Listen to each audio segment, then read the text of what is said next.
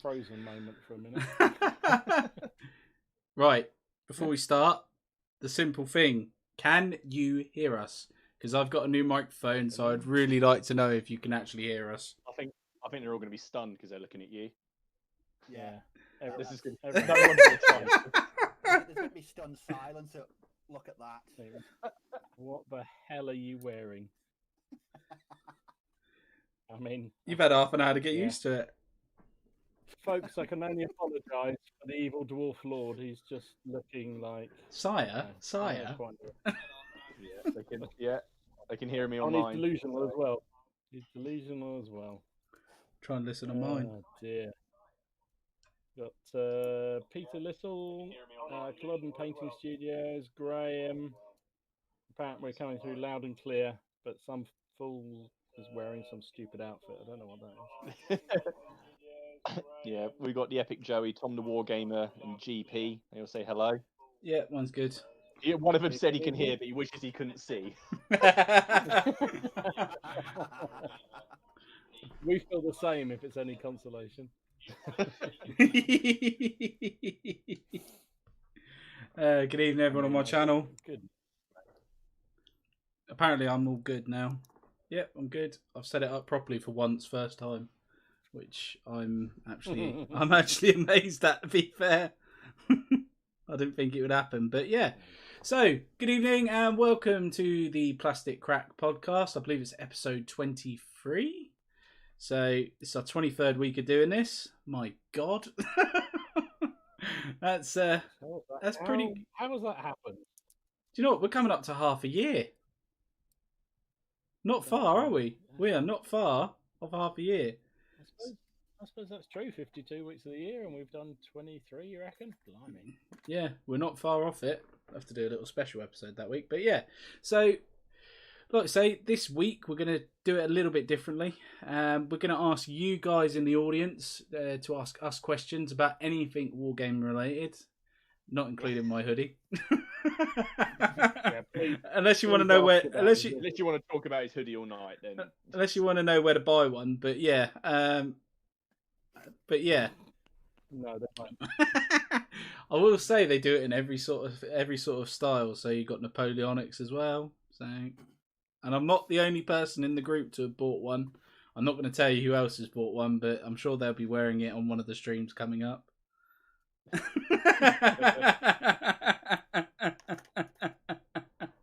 So yeah, if you guys want to ask us anything, Quick vote on who that might be. yeah. Who do you think it is? Who do you think's actually done it? But yeah, we're going to turn it over to you this week. So if you get your questions coming or any topic you want us to discuss, I'm sure we're all more than happy to give you some input, and yeah, we'll go from there. So we'll just do our normal.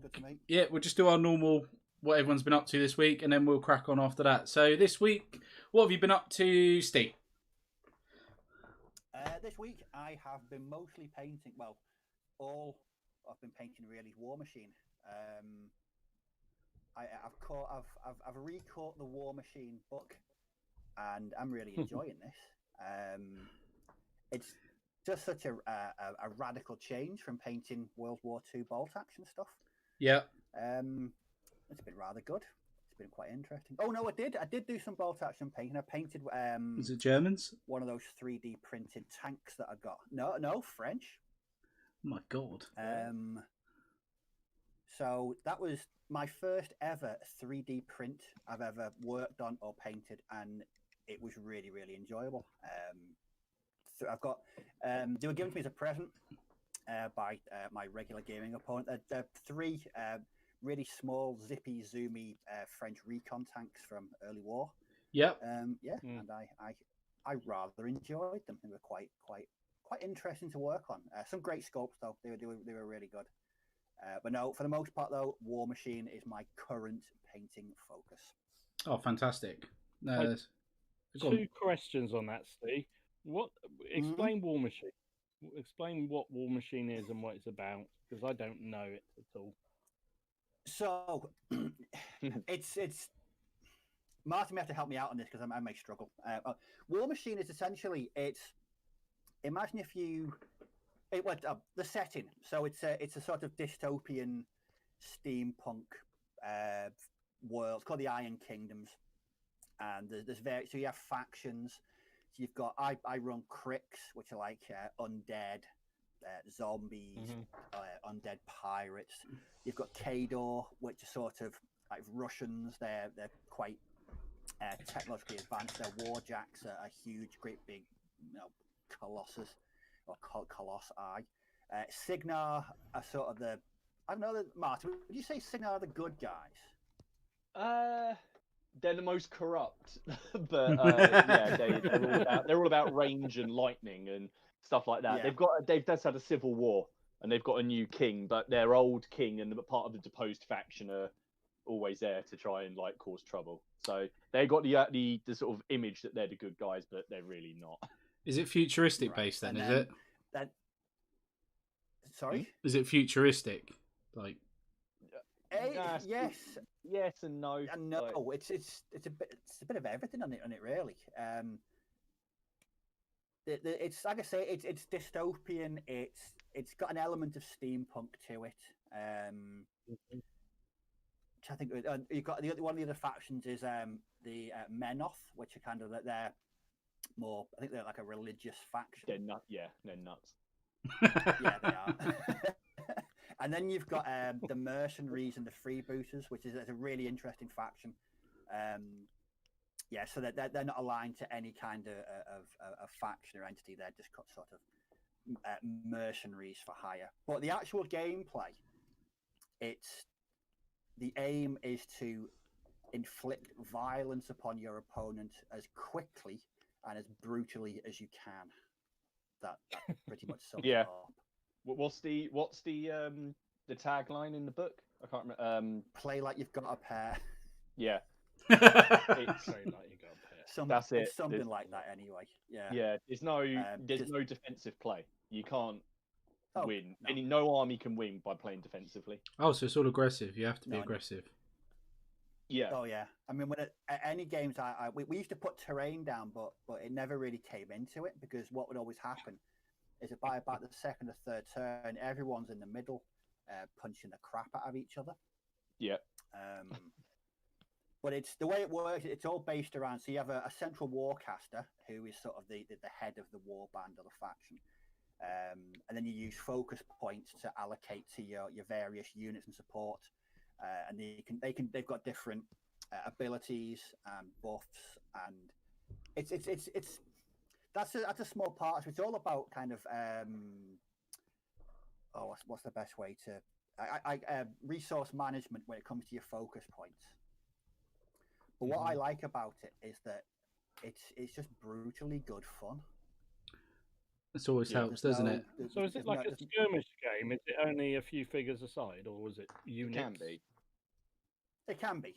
I mean, when I used to play it, so you have your warcaster. You have units of kind of 8 individuals, so you can have they're essentially infantry options. But then you've got what are called warjacks. Now these all operate on like it's like steam power, isn't it? It's steam power with like a magical. Yeah. All of them have got a thing called a cortex, which lets them receive focus, which is basically mana from your general, so that they can power up their shots. He can see through the eyes of his robots and do cool things. Is it a bit like that crappy film that come out about London on the town sort of thing? Like, the things that would cities on those frigging wheels, like that sort of thing. Oh, that thing, yeah. Yeah, you guys know what I'm talking about. Where you'd have like cities cities that were on wheels. I can't remember what it was called. No, neither can I. Oh, the Peter Jackson thing. I think it's got the Jurassic Park guy in it. What, T-Rex? No, what's his name? Alan Grant. He's got Alan Grant in it. Oh, right. From Jurassic Park. I can't remember what it's bloody called. I can't remember either. No, it was sometimes you can have between as little as 6 figures up to around about 20-25. So it is a small skirmish based game. But what I like about it is the speed, and the rules are written to encourage you to not hang back, just to go up, go just go all in and play the game that way. Yeah. I've not played it for God, it's got to be over 14 years now. But I remember having some fantastic games and really quick games as well. I mean, some games can last half an hour, 45 minutes, because the aim is to kill the opponent's warcaster. So if you can do that, you win. Yeah. There's always objectives, but if you can just nail the enemy general, then basically all of his warjacks just fall. So you units in this are considered support options. You could do the whole game with your warcaster and giant robots. Right. You wouldn't have to have units. Units are kind of secondary. You don't sit there going, units don't win you the game. Units are there to support you, and they die quickly. So, but it's got a sister game called Hordes, which is a much more fantasy element, but it's set in the same world, so you can play War Machine against Hordes and Hordes against War Machine. Right. And that works with, instead of giant robots, they've got massive feral beasts that basically pummel the crap out of things as well. So there's quite a lot of factions because you've got 2 games. I think there's about 12. Right. I know they released one a couple of years ago that was basically like if the Nightmare Before Christmas like decided to take up wargaming. It's all like pumpkin headed like weird like little children running around with like little candy canes that have actually got knives in the end of them and things like that. That's pretty crazy. Cheery. Just an average night in Cambridge. So it's but is it sort of just I you have to forgive me, I don't play anything like this and never have done. But is it sort of just all a bit of just chuck loads of dice and it's sort of just there's no real tactics involved, you're just throwing dice and then everything dies and No, then there is, because you've got you get your warcasters and your warjacks have got certain abilities, and you've got to resource manage your focus tokens to be able to use certain spells, certain abilities. Right. So while it's unashamedly brutally violent, there is a sort of nuanced approach to it when it comes to using your focus, which is it's kind of a good balance. So you can't just go in. You've got to think about where you're going to put those focus tokens. Who's going to need it this turn? So yeah, but it's when Martin said about the hordes thing as well. You can play essentially 2 games against each other. So in War Machine, the warjacks have got hit boxes and hit points on their card. Every time they take damage, you roll and you determine on the card where they've been hit. So they could be hitting the cortex, the arm, the leg, the hull. Now, once all the boxes are gone, the warjack's dead. But with hordes, what you've got is, because they're creatures, I think it's body, mind, spirit, and something else. But it works in the same way as the warjack's hitboxes. So you can essentially play 2 separate games against each other because they're set in the same world. It's a really good way of being able to collect different factions, but still have games together. Yeah, I did a faction from each. So then I can play games against each other because I've got it's the same rule set, but then also I had 2 options when it came to playing my opponents. So it's been going for quite a long time now, actually, hasn't it? Oh God, yeah. That's very interesting, though. It sounds interesting. I must admit, it sounds like the sort of game that if you went to a convention, whenever they used to happen, and you had a couple of beers and you wanted to just have a bit of an easy afternoon, just play a fun game and have a real laugh. It sounds like that kind of game. Yeah, it is one of those fun games. Whenever I've played it, it's always been a fun game because it can end so quickly. That's the best thing about it. Is that there's some of the characters in the warjacks are so brutal and so good, but there's nothing that's really OP'd in it. So I used to play against my mates Kador, and we'd have 4 or 5 games in the same afternoon, but they'd never be the same. They'd always be different. And that's what I liked about it, was that it was the diverse array of different games you could have, just based on different factions and different abilities.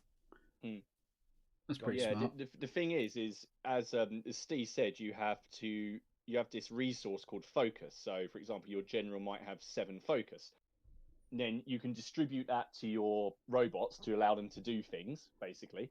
Or you can keep it to cast spells, but also it adds to your armor.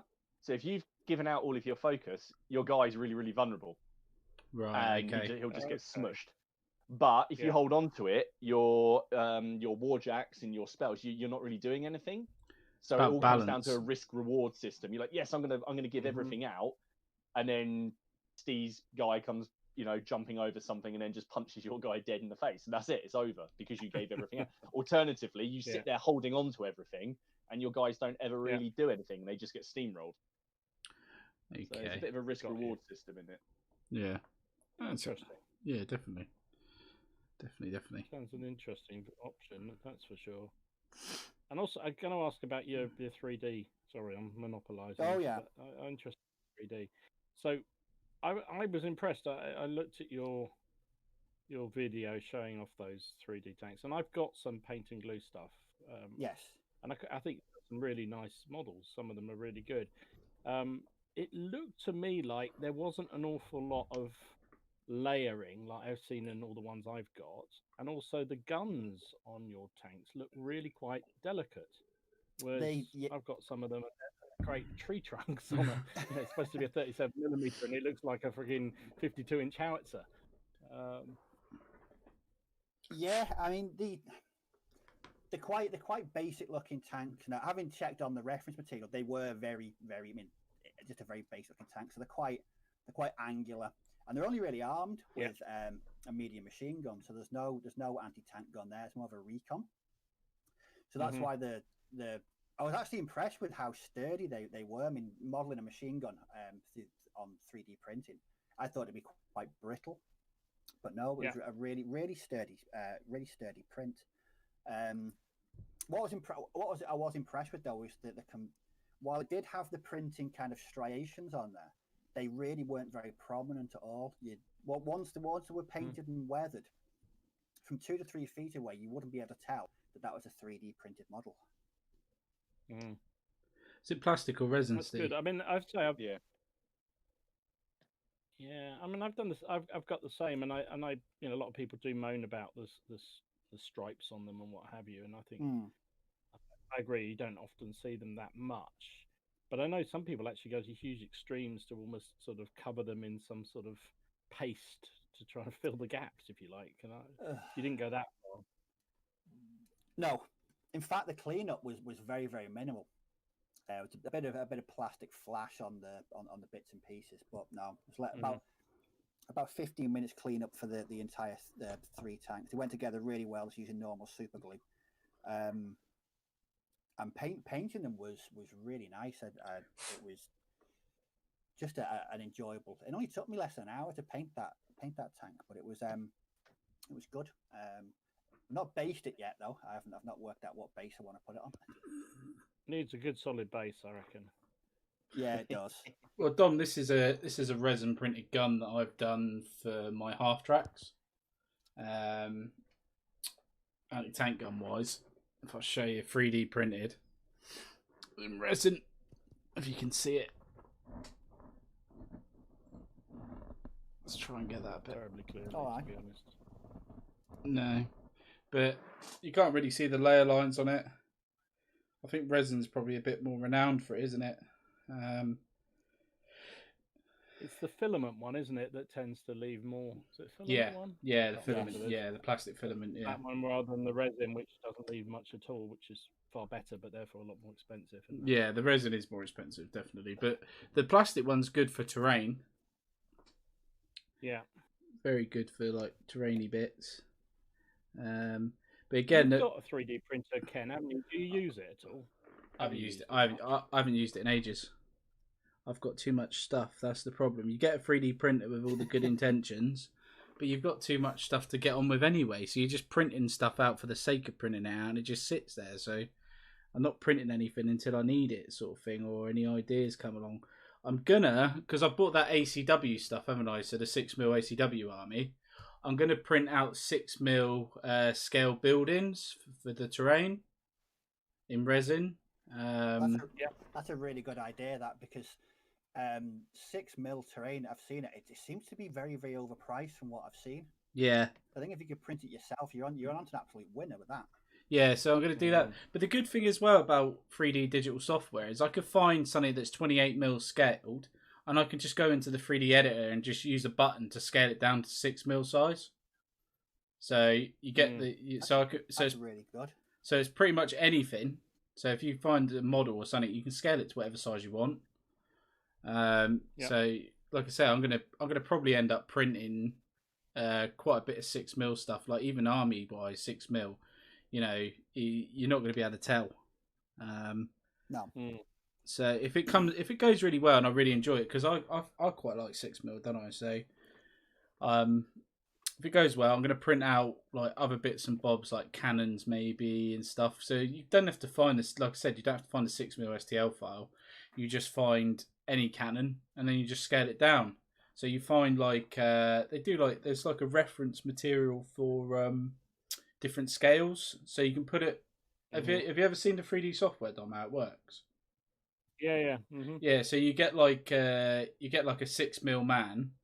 You get the cannon that's the 28mm size. You put it next to it, and then you just keep scaling it till it looks right. And when it looks right, you go from there, and you just save that file as 6mm cannon, for example. Yeah.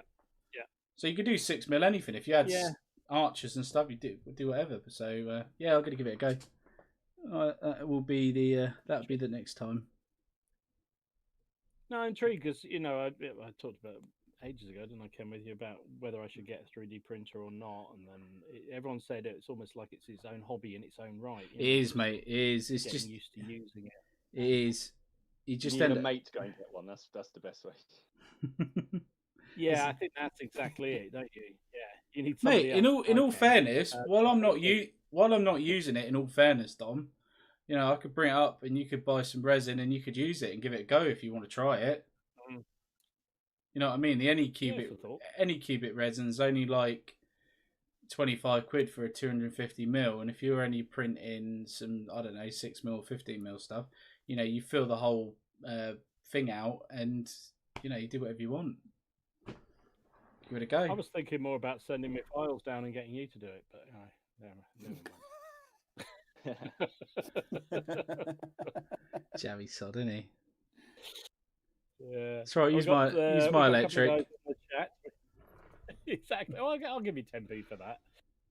We got Richard Smith. Hiya, mate. How you doing? Battle Knights. Hello, mate. How are you? We got the Stew Master. He says, "Hey lads, heard you guys like some 6mm ACW." Because he's the master of that, isn't he? Yeah. Oh, please! If you're not already, in the genuine serious term, can you come over to the Miniature Wargaming Warriors Facebook and send me a message or join? Because seriously, if you're doing the 6mm ACW, I would love to have a chat. Absolutely, definitely. I have to shout out Winston.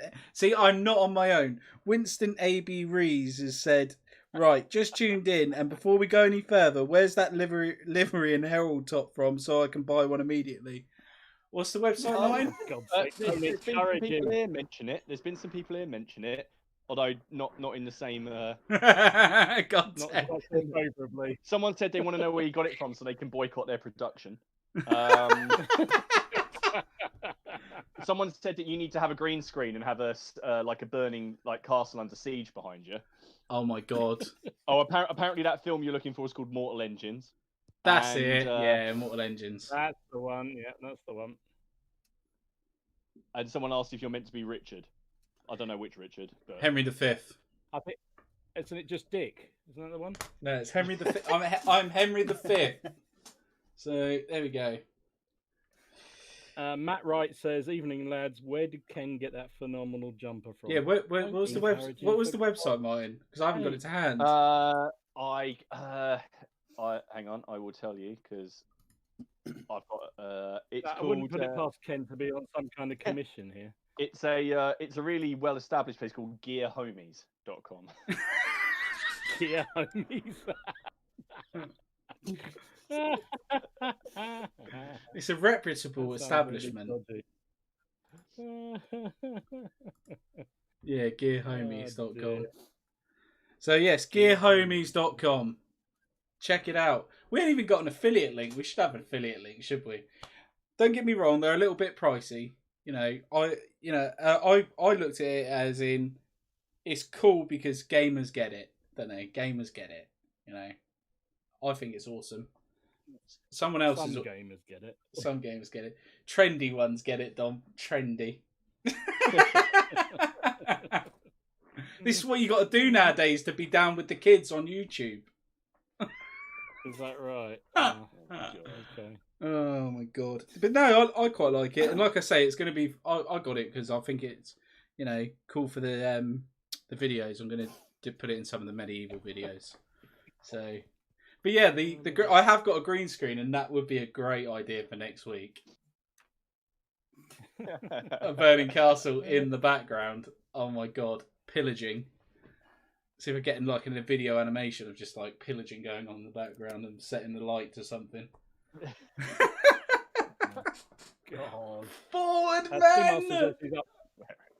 Stugmaster says he's up for that anytime. He said he helps out King Matt the Superior with his Civil War stuff, and he'll do the same for you. There you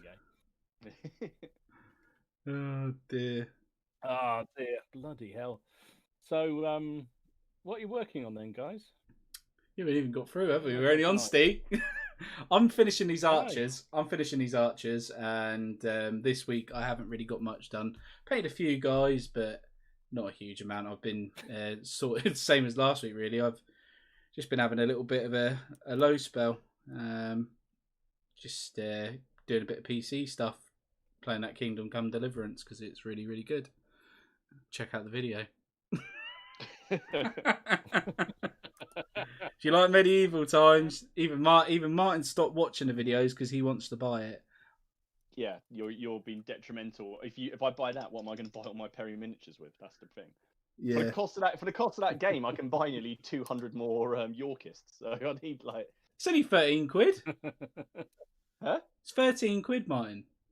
But I've only got a PlayStation. My laptop won't run. My laptop won't run. Well, it will, but if it's on my laptop and I'm working on my laptop, it's not going to happen. No. I get who I work with. Yeah. If you get it, I would get it on your laptop anyway, because I had it on PlayStation, and unless you got a PlayStation Pro, it run like absolute dog's muck. To be fair, it wasn't the greatest experience. So I did warn Someone's just Nick Games on mine has just said that you could have that comic toy arrow through the head thing, so then people would know that you're painting archers. But it's fine because Henry V did get shot in the face with an arrow anyway. Yes. So you'd be even more in character. Can we reenact that next week? You've got a longbow, haven't you? Yeah, I'll come and shoot you with it. I don't mind. Yeah, fabulous. And Matt Wright says, think of the fun you could have wearing it about time. Once more, onto the bus, dear friends. Once more. Minutes of French. Minutes of fun before you get disowned by your family. Yeah, true. Oh, dear.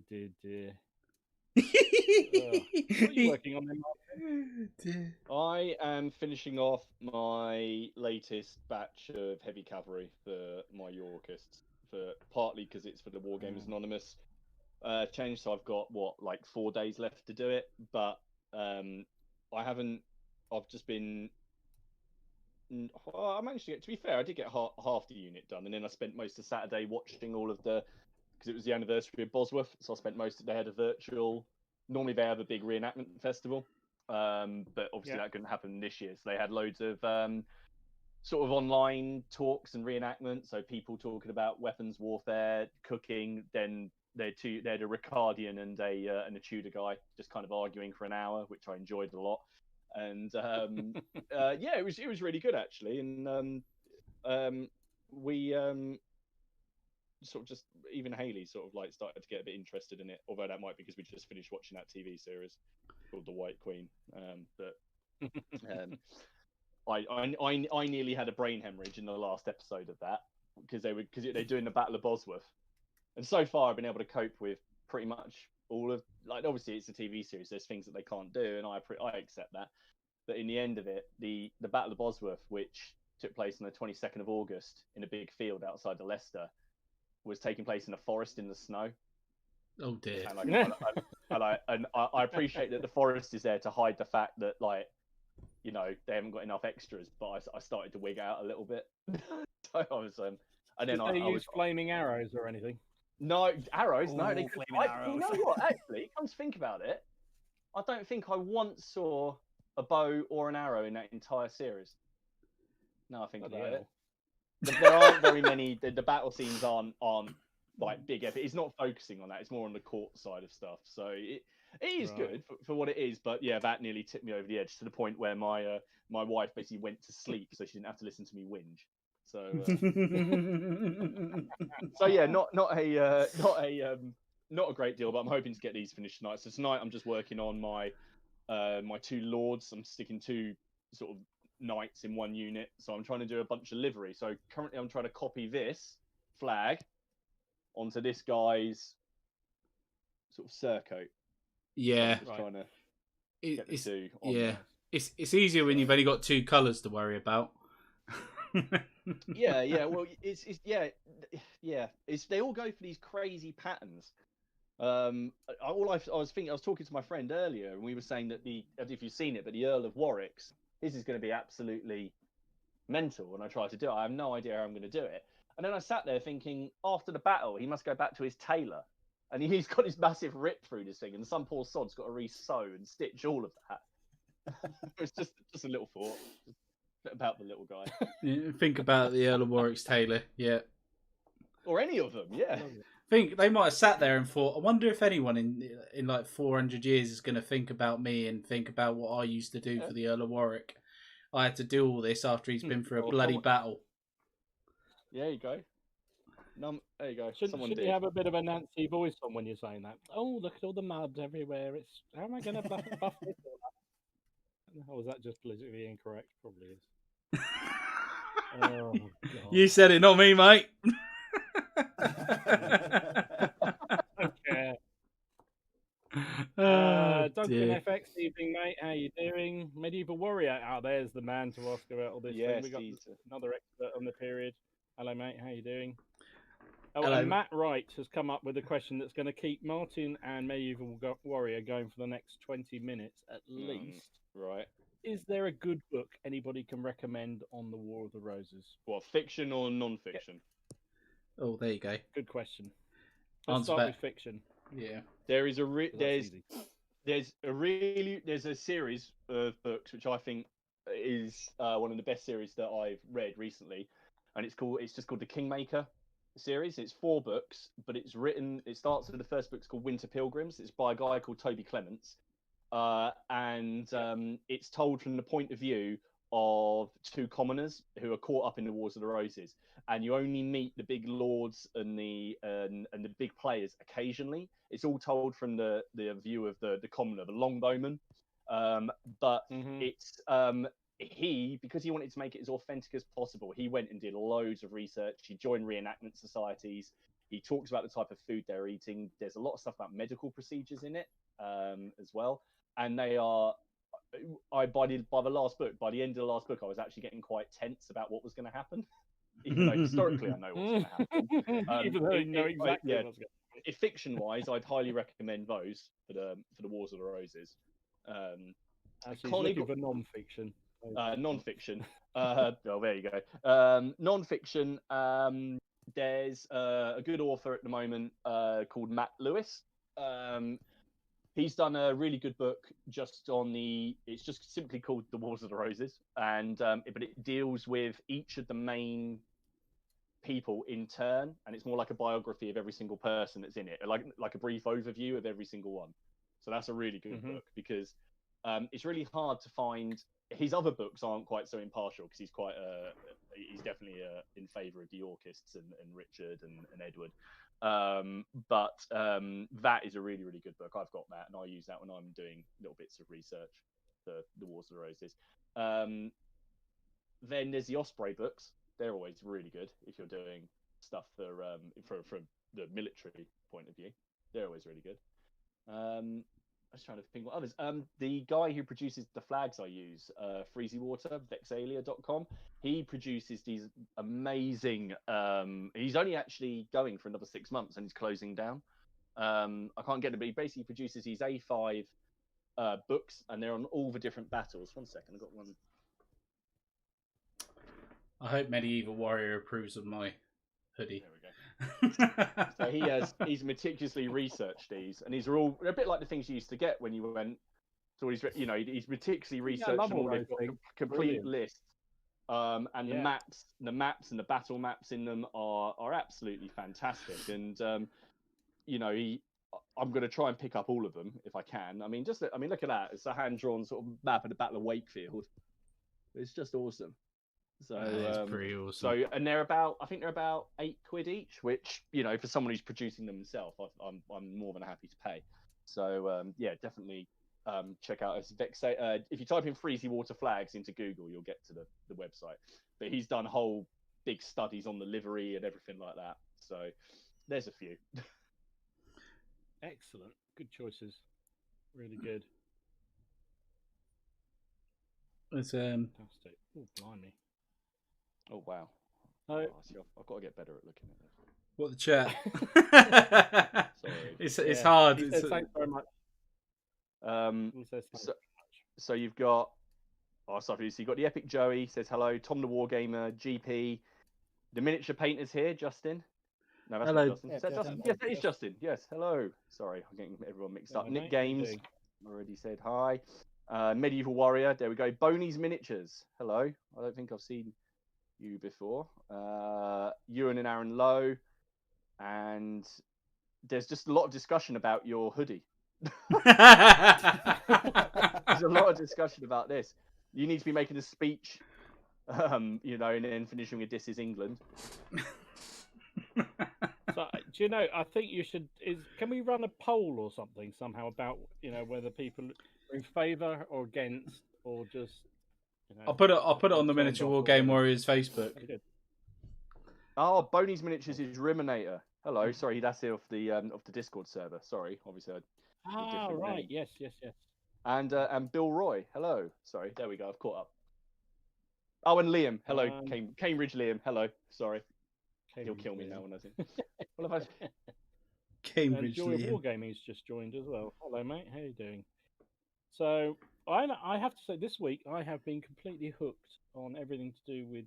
Do you know? I've never really got into doing really serious research into stuff, and this bloody Confederacy of the Rhine period that I've decided to do has really got me hooked. I always used to do, a little bit of research and a bit of Googling and a bit of checking around and what have you. But it's like I've just got completely caught up in it. Yeah. So much so, I was actually this weekend, well, when I wasn't out doing things, I was sort of planning out, all the battalions, I've got a spreadsheet. I'll never do spreadsheet. I don't even. It's crazy, isn't it? For work, for crying out loud. And I've got spreadsheets of all the different equipment they've got and all the different colour schemes they all had, each different regiment had, and I've gone from sort of thinking, well, I'm just going to do my little, I'm just going to do my army that I can use for sharp practice, and then expand into, having a few regiments for black powder. So I'm going to do the entire 1812 Berg Brigade, which is like 7 battalions of foot. Some guns and various other things. It's like, oh, for crying out loud. So, yeah, it's got me completely hooked on it. But really enjoying doing the research. And I have to say, there was a guy, and I'll have to try and find his name, but there was a guy who came in, made a comment on the video I put up about it. Really super helpful, talking about all the differences. Because although Napoleonics, you can get a hell of a lot of good books and good research on it.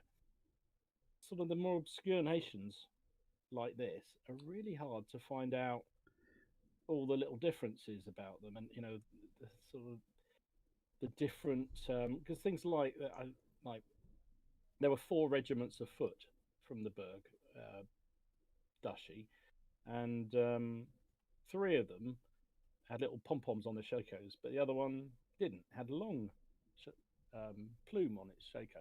Now why they would do that I have no idea, but they did. So if you're going to do it fairly accurately, you know, you need to need to show that. And it's like, I would never even thought of that. Now, probably I would never have managed to. I probably would have been quite happy with my life if I hadn't never known that. But now I know it. I can't unknow it, so I'm going to have to do it.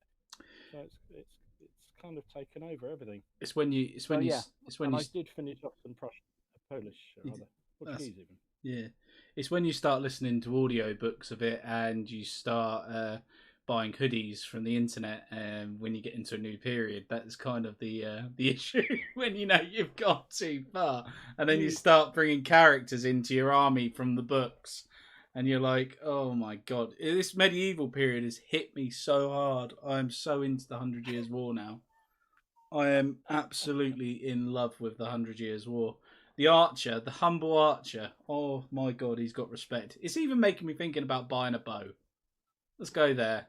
Oh my god, bloody hell! Really? Yeah, I It's see. fun, archery. Yeah, I know. I recommend it. I love doing archery. I've done it, a few times, and I did enjoy it. So it is making. There's an archery club just down the road from me as well. So it has made me think about it. To be honest with you. I know I'll never be able to pull back a war bow. Jesus Christ. I'd have to have arms like a bloody tank to be able to do that. Just start me on a beginner bow. But yeah, no, I've definitely, glad I did this period, to be fair. It's one of them. Well, and it's the same for you, Dom, isn't it, really? It's like, you're starting something you've never done before. You're so close to French, it's unreal. You're even using French models. I am nowhere near to French, mate. Let's get this absolutely clear. I'm nowhere near to French. Just their neighbours. Just press scan German. Just exactly. Just their neighbours. It's one step. It's one step closer. But no. I do think it's one of the fun things about this hobby, isn't it? I mean, I think actually Peter's little question of the week was kind of along this lines, which is probably a good idea to talk about at this point, because he was asking the question. Does your historical reading material influence your purchase of miniatures? Yes. Or do you buy your miniatures then read about the period? Now, I know the answer from Ken straight away, but what about the rest of you guys? Martin, what about you? Do you do it with the period first and then, or the miniatures first, basically?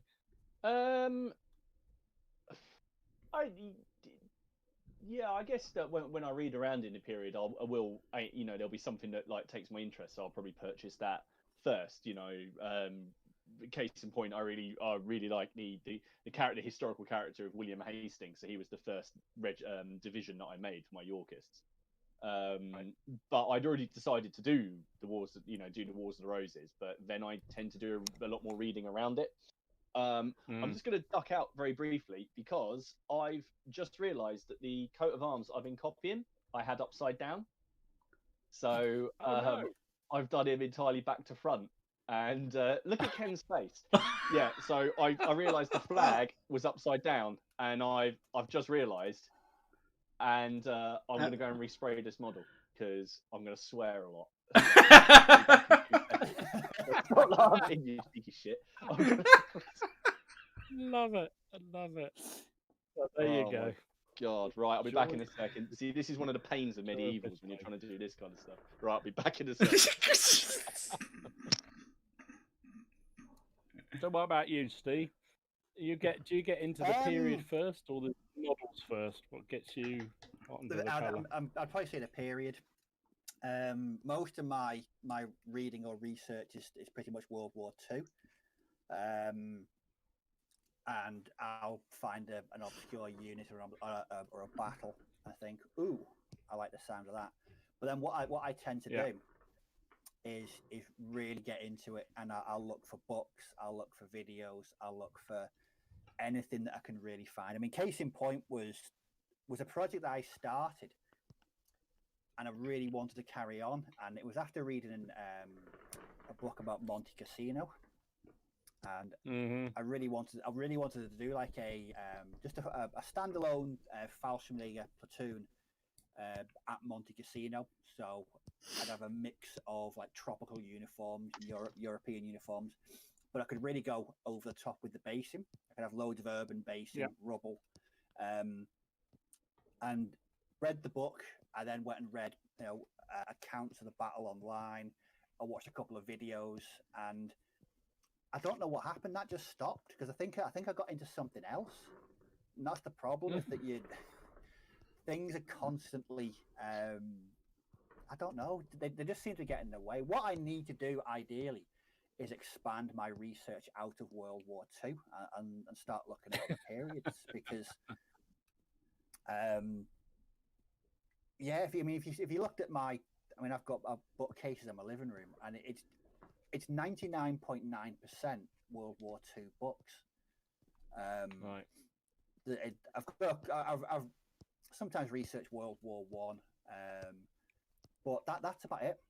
That is literally the only real period that I really research is World War II. So I really need to branch out. That's probably why I only pretty much game World War II as well. I don't know much about. I've got a slight a knowledge of several periods, but not enough that I'd be like Napoleonics. And I know a very brief history of the Napoleonic War, but individual nations, regiments, and the uniforms, absolutely not. Now, I'd love to get that involved if I enjoyed painting Napoleonics, which I don't. So that puts a bit of a dampener on that one. I don't know. I think because I've still got loads of World War II stuff to paint. I think I will have to start looking at more, like Ken said, medievals or something around there. It'd be good to research a new period. But no, for me, to answer the question, I researched the period before purchasing any miniatures. I've just always done that. I'd rather have a background so that when I do start buying things, I know exactly what I want and how it's going to fit into the overall project. Got you. Makes sense. So, what about you, Ken? It depends really.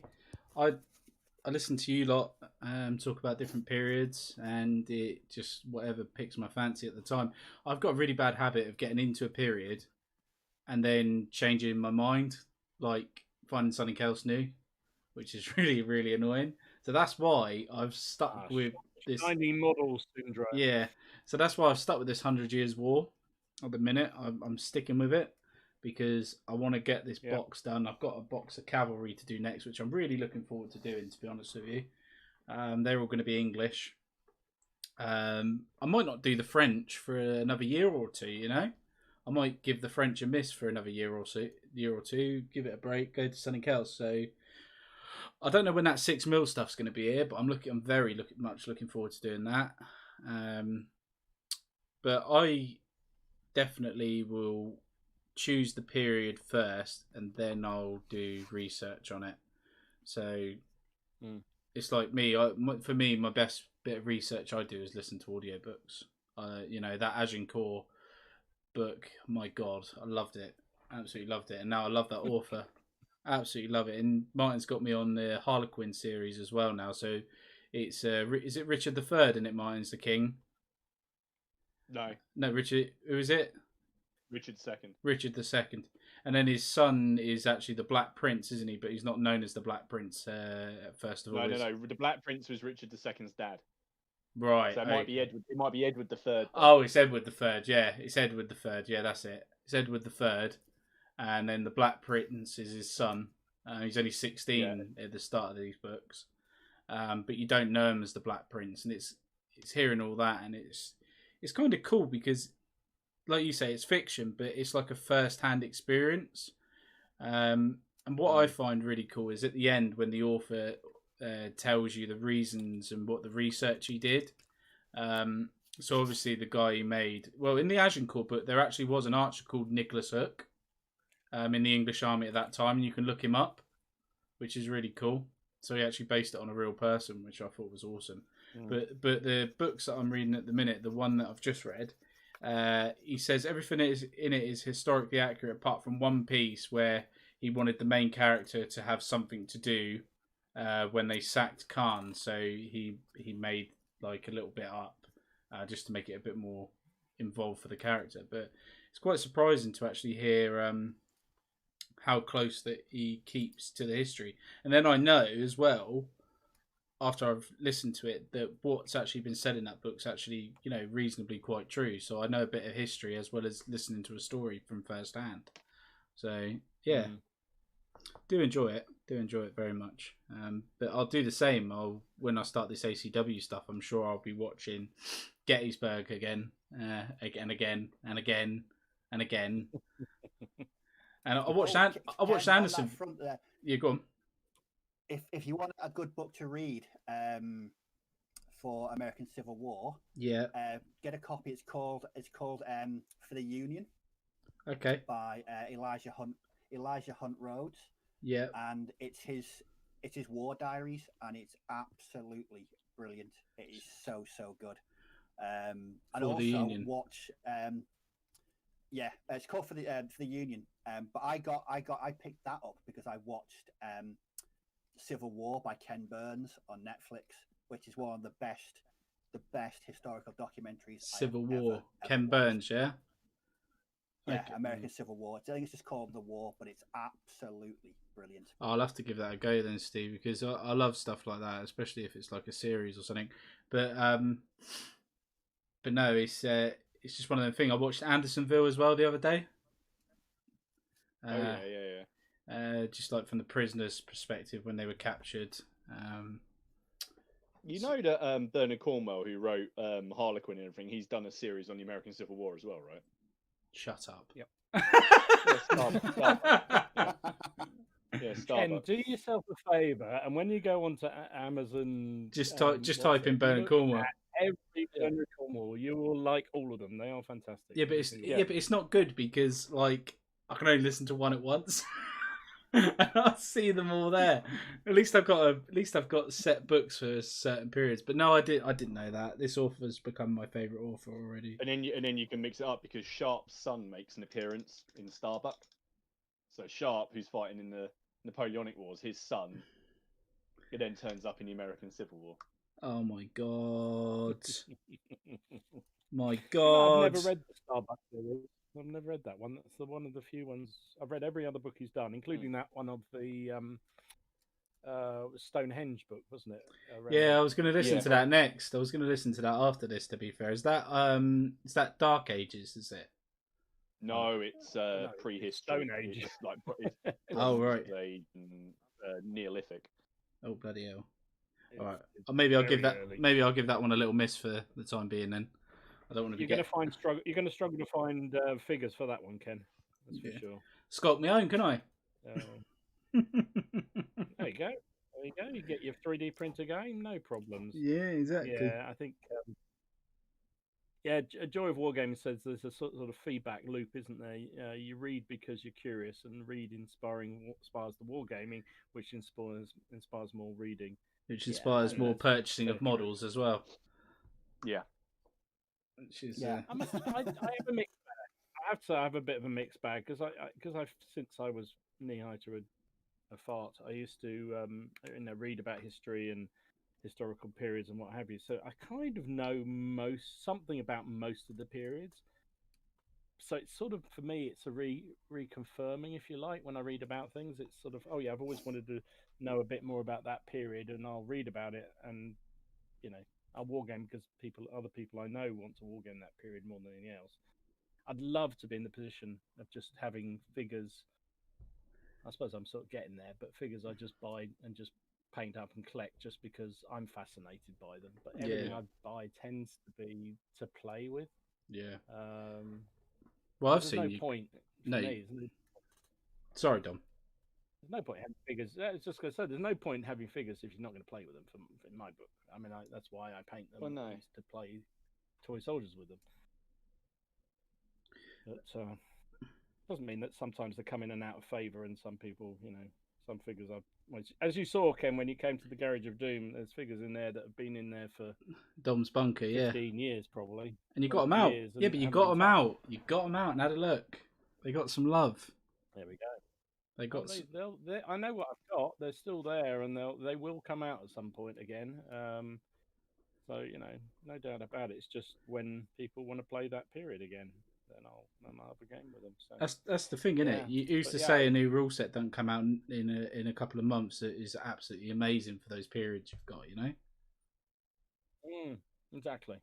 Well, I was thinking about all that. So that rule set that is being given out on Wargames Illustrated, you've got them, haven't you? Yeah, I've got it. I've got it just here. Never mind the bill hooks. That one. That's the one. Yeah, I'm waiting for my copy of the magazine to arrive because I want to read that because I thought that would be really interesting and I'd love to. Then I would dust down my medievals and have a go with that. Yeah, it looks good. Promising. Yeah, it looks good. I'm gonna I was gonna do a review and a sort of a walkthrough maybe of the system once I got my head around it. I mean, it doesn't look like massively complicated. From the look, I mean, it's going for large skirmish sort of style games. I think they're going on the idea of when you just get one lord who didn't like the lord next to him, and they just have a bit of a fight over some land. I mean, although you can scale it up if you want to. No, it looks interesting. It reminds me of the Lardy rule set a little bit in the way it approaches. They said things. it's inspired by them, isn't it? I think they said Lardy rules, and there was another set that they were inspired by. I can't remember, but it was. It looks good. I'm gonna give it a go. I've actually got a Wars of the Roses game, the next one in our campaign, not this Saturday, but the Saturday after. So that'll be that's going to be interesting.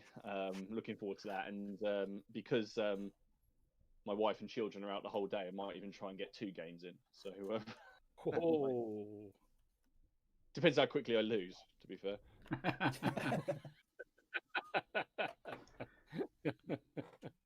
Yeah, I do like the look of that. I mean, I do think the medieval period is fascinating, and it is one of those periods where you can really throw yourself into the colour of the period, as some fool sitting on the screen is showing us right now. But it's St. George. Oh, he's woken up. Give Grandad a bottle of milk. But yeah, I think it's fascinating. I must admit, I do like the look of those rules anyway. And I'm a bit peeved that I had to contact Wargames Illustrated today just to say, "Where's my copy of the magazine?" Not that I want the magazine, I want that rule set. Oh, did you? I've got a subscription. They're supposed to send it. Bloody annoying me. Yeah, I'm gonna get mine from the shop. What shop? What's that? That's a bit old-fashioned, isn't it? Shops. Yeah. I'm out and about tomorrow, so for work. So I used cash for the first time this week in bloody months. I couldn't. I was a bit. I was a bit confused. It said cash only. And I had to go to a cash point. Do you take cash? What do you mean? Do I take cash? Innit? That's all you get. They look at you weird. What is this thing? Paper. Maybe it's just maybe COVID's a way to phase out paper money. There's a conspiracy theory for you. No, don't even start. Don't start those sort of things. Oh my god! No. You get shut down for that one. That's for sure. Jesus. Oh dear. Oh well. I wish it would end. So I got a question talking about COVID stuff. So, and I also love to know what people in the chat think. So I was watching some of the videos that were coming out over the weekend from is it the UK Games Expo? And obviously that's a huge event. It happens I think it's in London for years, or is it? Yeah, I went last year with Virgin Media sponsor. I was there because we got staff stuff with Liam. Oh, cool. Yeah, it's really good. Really good. Good looking show, but they obviously it didn't happen this year, and I can't see any chance of anything happening this year. And I think it's a fair chance nothing much is going to happen in the first half of next year either. So they're all trying to do these virtual shows, which I kind of get. But I was looking at it as it was like 17 quid for a ticket for one day of the virtual show, and I thought that's a lot of money for a virtual show. For a live stream, innit? You get, yeah, but you can see a lot. That is on the high side. But I know gamers will pay it. Would you go to a virtual event rather than a physical event and pay money for it? No. Is that something you'd be into? Given the fact we probably that's the only thing we're going to have next year. Well, for the next 6 months anyway. I would for free. I do. I would for free. I'd do stuff for shows as well for free. You know, do you know what I mean? I'd do a live stream for a day if people wanted to watch it. You know, it's part of my hobby. It's fun for me. I wouldn't charge anyone for that sort of stuff, especially if I was doing it at a show. I wouldn't go to a show if they were going to charge people to. Oh my god, my tea's ran out. That's annoying. It's a litres worth as well. But no, I wouldn't. Don't know about you lot. What was it? Sorry, would we go to a virtual? Would we pay for a virtual show? Yeah. Would you pay for a virtual? You know, or would you even visit, even if it was free? Would you do a virtual thing? I don't know. It depends if they were holding anything like where, like, say, if like I don't know, Rick Priestley was talking about something. That would be the only reason I'd really see to bother going and seeing it. You know, I don't. But then I wouldn't pay for it. No, I'd rather save my money and travel to go and see people and have games. that would be that way. I'd rather do that. Yeah. So, you know, I think or spend my money on miniatures that, you know, aren't going to be at the show that are now, you know, haven't got deals on. Although a lot of people did do like at Salute, you know, they did their Salute deals, didn't they? So you could just, you know, pick up the stuff that they would have had. So I'd rather save my money and support those people. Yeah, no, I agree with mine. I think for me, there'd have to be something super duper, phenomenally good that I wanted to see to make me pay that amount of money for a virtual convention. Absolutely. And I can't even think of how good it would have to be. I'd have to need a good couple of hours to think about what awesomeness would need to be there for me to be even remotely interested. You have to be really hyped about a game, don't you, to want to do that? I don't know if it's just the wargaming community, but the video gaming community, that's like seen as normal. I would imagine that is quite a normal thing. Yeah, exactly. And I wondered, that was one of the things that got me wondering about that, was because obviously a lot of the stuff at this show is board games, role playing, D&D kind of stuff, isn't it? It's not so much actual figure gaming or historical gaming as such, but would you, you know, kind of... If I got a free game for it, if I got a free game, you know, then maybe. Or I if think they were doing things like that. You could join like a virtual D&D event or something and play D&D.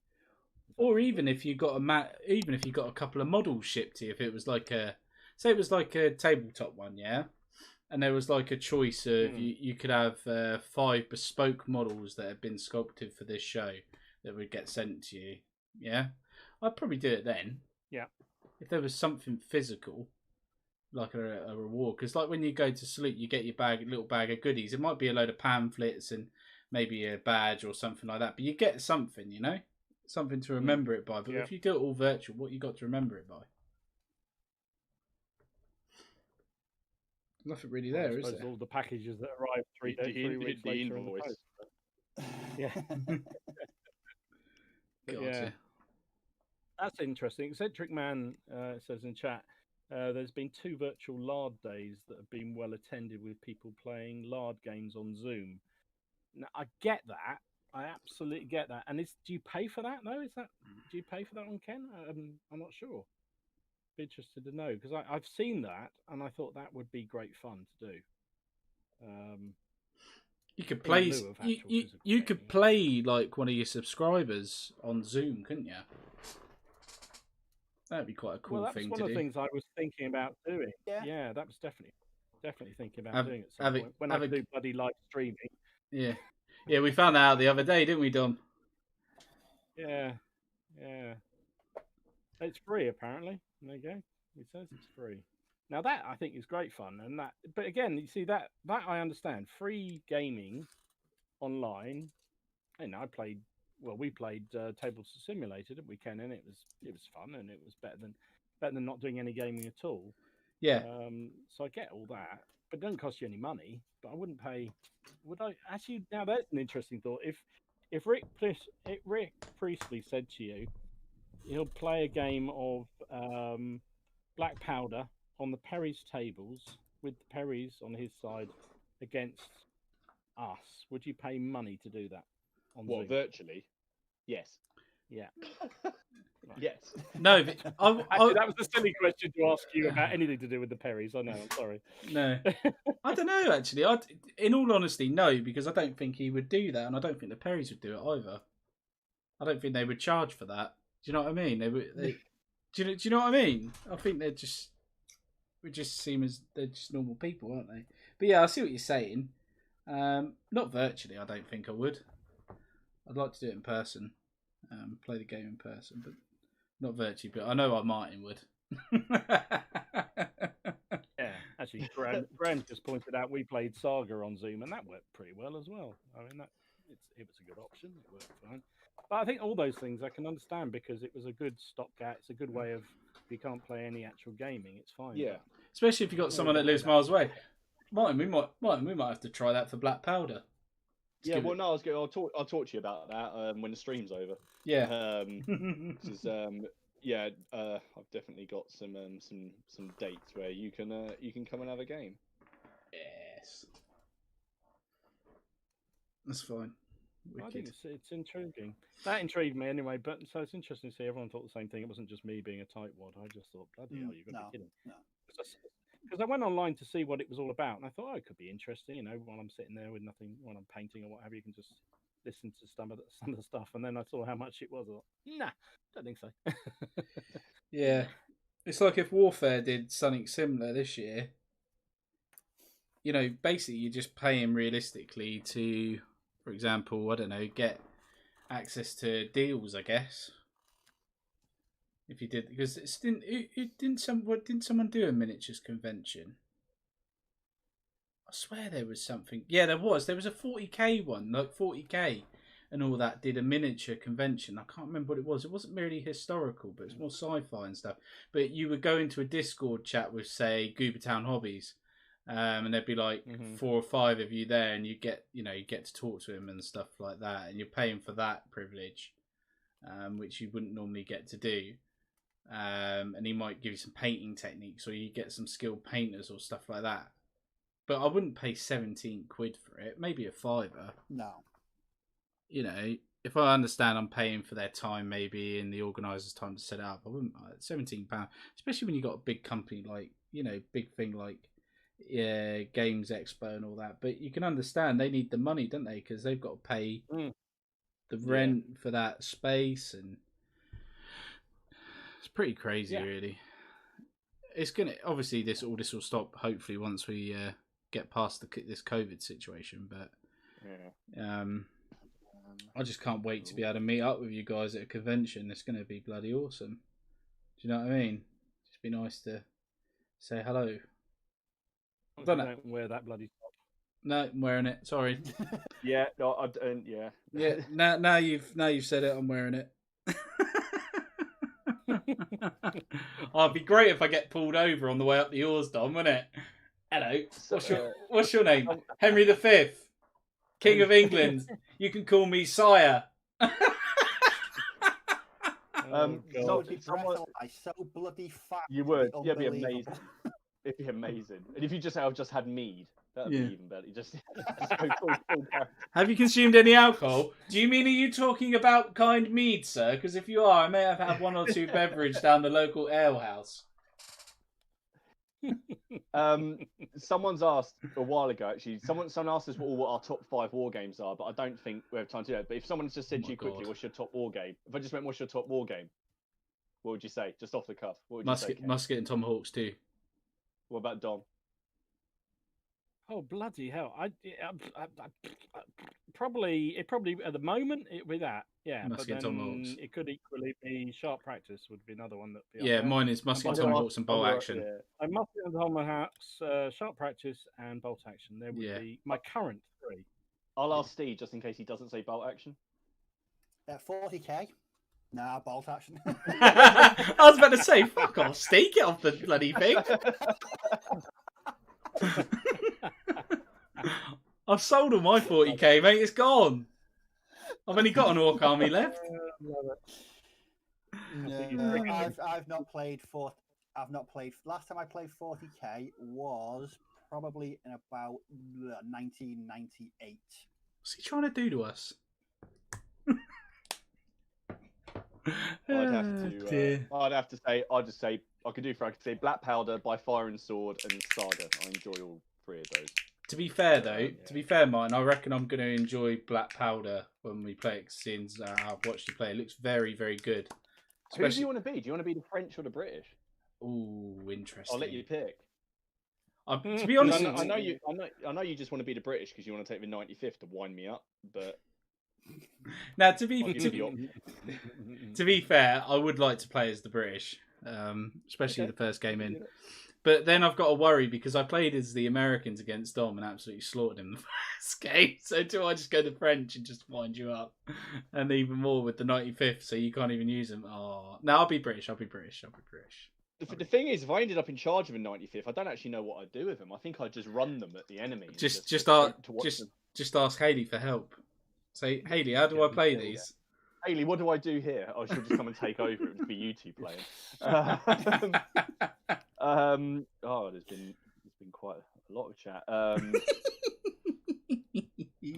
Someone said, yeah, Napoleonics can be exhausting. I agree.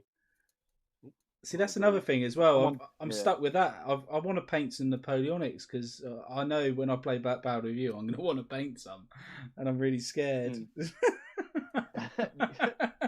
because I know what a bitch they are. But you need to pick a different period, though. You could pick a different Black Powder period. What about the War of 1812? Could do that, can I? Well, yeah, that's still all the same uniforms. Just same stuff though. Just. But, what are you going to do for your What are you going to do for your 6 mils? Are you going to use bolt action, Black Powder for that? Because you can play ACW Black Powder. Yeah, I think I will. Yeah, it comes with a set of rules from Polymus or something like that. Polmus, POL. Oh, I can't remember the bloody name of it. I'll get it up in a minute. But I can't even pronounce it. I just look at it and go, yeah, it's that. Let's have a look. What is it called? I'm going to look it up now. No chance of playing it. No, and you're quite right, Battle Knights. I'm definitely not going to put the Rebels and Patriots and SPKR in my top 2. The guys in the chat here are having a great chat about who's their favourite Napoleonic nation to play. They've got Prussians, Russians, Austrians. No one has said French. What about Swedish? I'm Swedish are almost my thing. I want to play. Someone's just said, "Is there any Frederick the Great fanboys?" Is that Swedish? No, no. No, I don't know. I'm oh no, of course, yeah, of course. You're out of your comfort zone, aren't you, mate? That's your problem. Yeah. Someone just said, Damjan said he honestly dislikes the Middle Ages. Not much good stuff happened. Only wars, religion, executions, development all but halted. Oh, what's not to like about that? Oh, I don't have the. Oh no, I don't know. I'll go on here. Go on, you got a couple of seconds while I try and find out this. Someone said, "Man says Congo is the best game to play." That's interesting. Sorry, Ken. Sorry, Ken. Someone said that when COVID is over, you're gonna have to wear that outfit, go outside, and then sneeze in public. It's not real chainmail though, so the stuff they throw at him isn't really gonna. It's not gonna. No. And then King Matt's just joined. He's been doing some live streams recently. Have you guys watched any of them? King Matt. I was watching some of his stuff earlier because he's been painting up his Romans, and he's been having some good chats on there. Actually, it's worth having a look. I saw it was on last night, and I was going to join, but then I can't remember the missus said about doing something, so I ended up doing that instead. Polmus. It is Polmus. That's the name. P-O is Pol and then M-O-S. I think I'm pronouncing that right. So P-O-L-E-M-O-S. Yeah, Polmus. That's the rule set that comes with it. So I don't know nothing about it, but yeah, it'll probably be Black Powder. To be fair, I'm sorry, a little bit stunned with what Martin was saying about nobody liking the French in the Napoleonic period. That's I'm absolutely amazed and very pleased and very proud.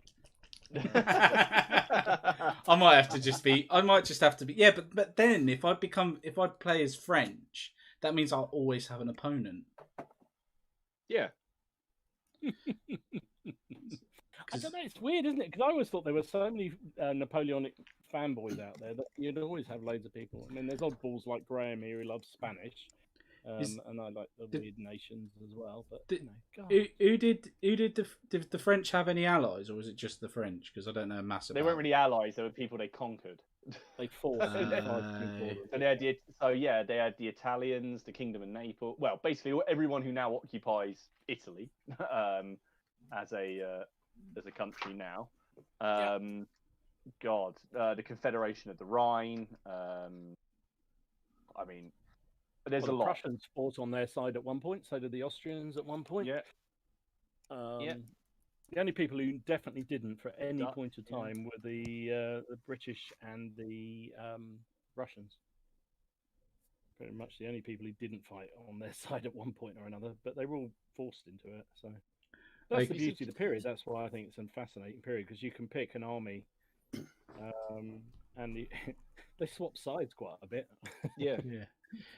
Oh yeah, he's Ken, go on. Speaking of Napoleonic French, Mm-hmm. I'm gonna make an on-stream live pledge. Cool. So see these here. Oh my god. Oh, it's French. They're French. They've been sat on my thing of figures here since January. Oh my god.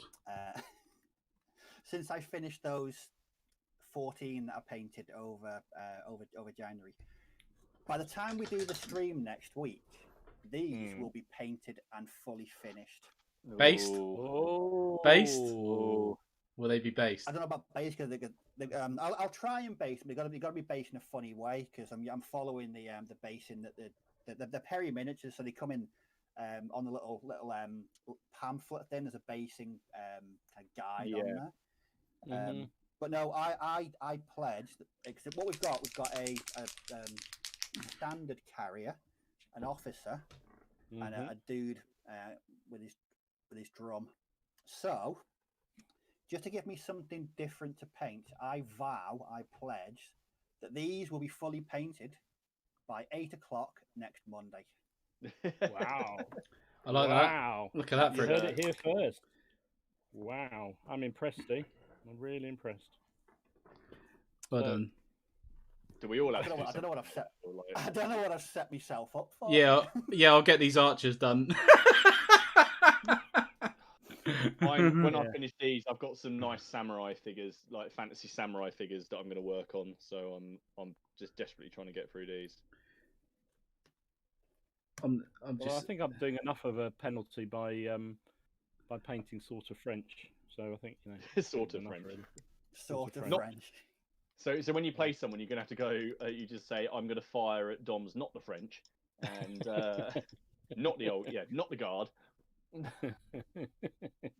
No, they're German. It's fine. It's okay. That's all I'm keeping to myself. German, and they're white. They have their white uniforms. So it's even worse, right? You know how much fun white is to paint. I can give you a cheating way to do that, because I did those Italians really quickly.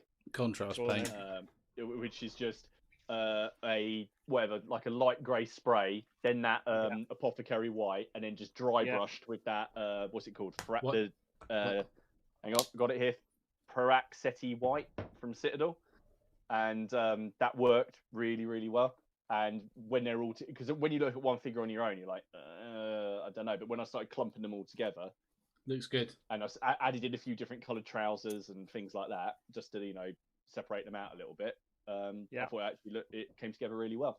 So that's what I'm going to do for the rest of my Italians, because I intend to do an entire brigade to plot into the army. I actually, to be fair, that's how I did some white uniform stuff. I can't remember what they were for, but that's pretty much what I did with them, and it did work really nicely. And that's one of the reasons why I thought, well, I don't mind having a go at doing these fellas, because I think they will be relatively easy to do. We'll see. I may be swearing by the end of the week, but especially if I do go through. I guarantee I'll be swearing by the end of the week after pledging to paint these. You're already regretting it, you Steve.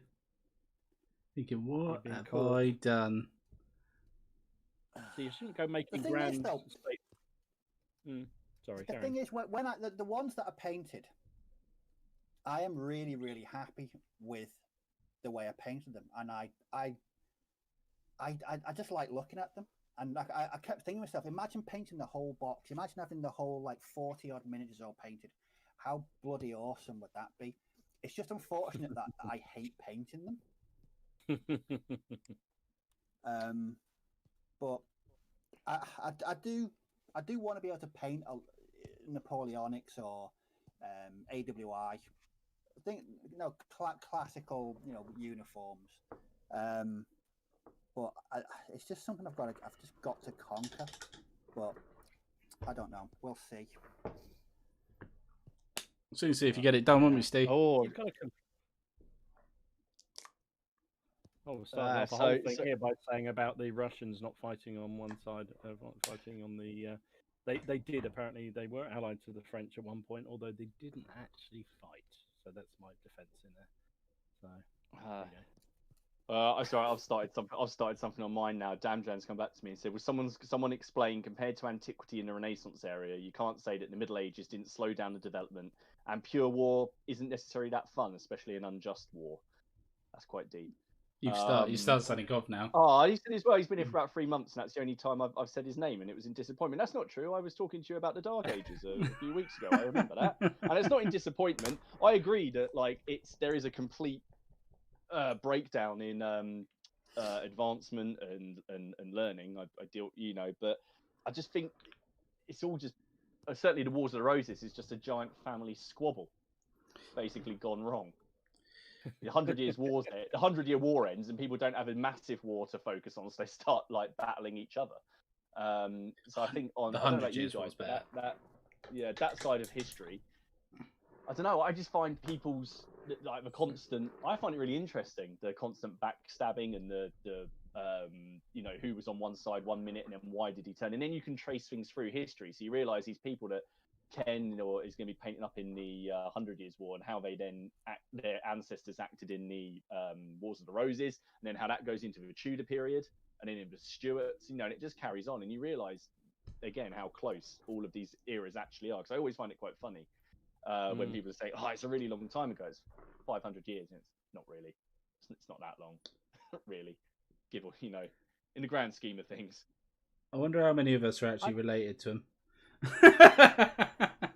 How many offspring? It'd be crazy, wouldn't it? Turn into Danny Dyer. What? Be related. Be related to Richard III. Oh right, I thought you meant you were related to him. I was like, hang on, what? What are you on about? Oh dear. Yeah. I don't know. I think that whole period, the medieval period, that whole 100 Years War of the Roses, is just fascinating. Even the earlier period, which I kind of also like, they're just full of just characters. Yeah. So many of them are just absolute bastards. Yeah. But they're just fascinating for that whole point. I'm amazed by them. So John Cornwall, my God, that man, I just absolutely, wow, is all I can say. If you don't know about that man whose livery you're going to paint. No, am I hell going to paint that? If you've seen how hard that is, I was like, what? I am not painting There you that. go. Look, Steve has set himself a goal. Why don't you? There you Fuck off, mate.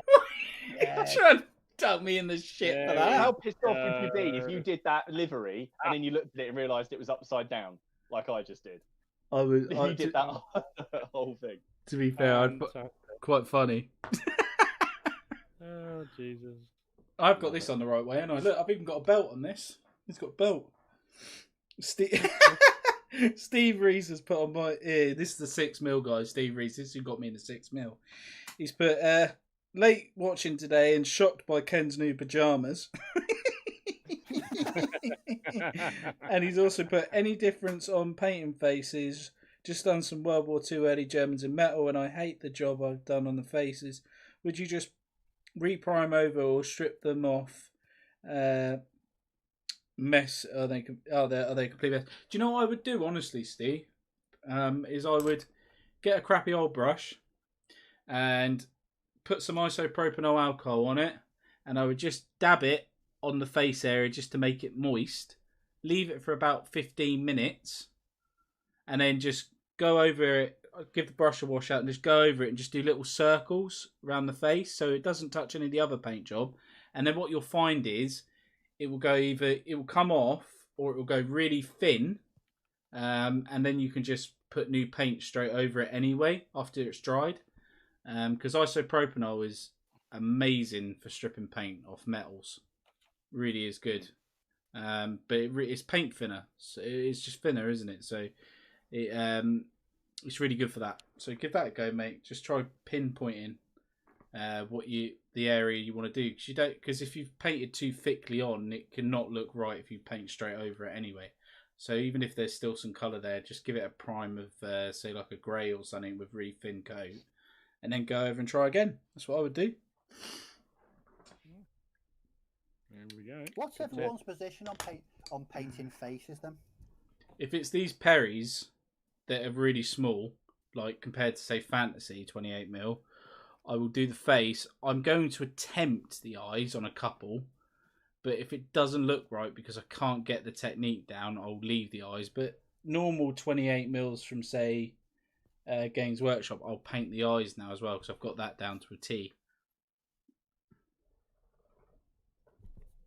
Yeah, I tend to paint all my face. I tend to do a base coat, which is usually contrast now, and then I highlight up 2 or 3 times. It's not very long. It doesn't take me very long at all. I just tend to do contrast. Then I do sort of these areas here, so the forehead and then the cheeks down to here, and then I come back in with something lighter and just do the tip of the nose, above the eyes and the chin, and then eyes. Depends on the model. If it's in the front rank or if it's a commander, I'll do the eyes. Yeah, I like that archer.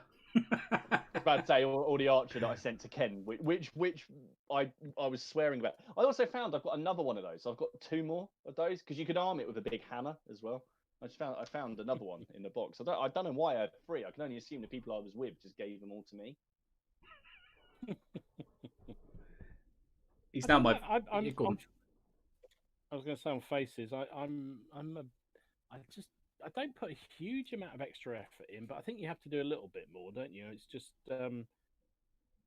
I never used to do any eyes on my figures at all, mainly because I just got the shakes every time I tried to get that close and that defined. But I've started to do a bit more, and I find that when I do them and then put the washes on, that's sort of so forgiving. It's if I put the wash after I've done the eyeballs, it sort of helps somehow. I think you have to put a bit more effort in on the face, but I don't do multiple layers of washes, and I see some people do them and I literally spend days just doing one face, and I won't go that far. No. The only reason I ask is that last week when I was digging at all my War Machine stuff, I was going through several bits boxes and I found a bunch of some were Games Workshop and some were just other sort of fantasy bits and pieces. I'd painted, it's got to be crikey 15, 16 years ago, and I was struck by how well I could paint faces back then. Whereas now, it's one thing I struggle with. I'm really crap at painting flesh. So it's just something you, I don't know. Are there any other parts of painting or modeling that you think you've sort of regressed at? I definitely am not as good a face painter as I was sort of late 20s, early 20s. Yeah. What you find though as well, Steve, is those models, they probably have bigger faces compared to the World War II stuff you've got now. So you can see it a bit better, and you can see defined looks a bit better. Because I'm finding it really hard with these archers to get where get a small enough amount on the tip of the brush. Tell you what though, these brushes have helped out. They're Red Stable Kalinsky ones. They're really cheap as well from our MC models. Get them online. But I have found having a good tip on a brush for painting faces is definitely the way to go. And I don't know what you guys think as well when it comes to good tips, but I was using the same brush for metallics as I was like my normal base coat painting. I've stopped doing that now. I don't use metallics on this Kalinsky brush. I use it on the older brush, and I've noticed my tips are staying better longer, and I don't know why that is. I don't know why that is. But my pet hate is round helmets, like round chin straps and picking out straps. Oh, yeah. That's it. That I can't stand doing. It's just winds me up because I miss so many of them, and I end up thinking I need to go back over them and do them again because it does make a difference if you've got a neat painted thing. Because your eyes are drawn to the face area as well, which is even more annoying. I wish they weren't, but they are. But like now, I put too much paint on my bloody brush. Then it's like, oh, you bastard! I'm just thinking. It's interesting. So, do the rest of you have different brush for different paints? I have different brushes for different things I'm painting, not different paints that I'm using. Right. Yeah. I mean, that's logical because if it's something fine, really detailed, you'll have a much more detailed brush for that or what have you. Yeah, I mean, yeah. I guess trying to think if there's anything. Oh no, I have anything that I'm using. I have a sort of a different brush. I guess when I'm using the like inks, I tend to use a different brush for those. I try to keep those like quite small, and because I only use inks when I'm like doing it, so fine lining things. So I have quite a small pointy brush for those, which I barely ever use. Yeah. But apart from that, no, it's all just.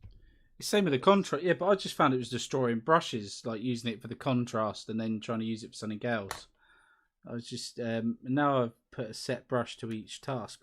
My brushes seem to be lasting longer, so I haven't lost the point on this this brush yet, which is quite rare. The amount of models I've been painting, I would have presumed to have lost the tip on it. It's an interesting one when you think about it. I have to do some testing with it, I'm check what they're saying here because I think people are getting upset with licking the brushes again. Instead, I can't. Oh, okay. So good. So they can't unsee all the brush licking, and they don't understand why. Or they're gonna hang on. So GP says, should we start a drinking game? When one of them licks the brush, someone takes a drink, or they're gonna be pissed by 8:45. Or that we have to dip our brushes in whiskey before we lick them and see how long we last. Oh no, I like that idea. That's good. Yeah, that's quite good. I'm up for that one. God alive. Are we the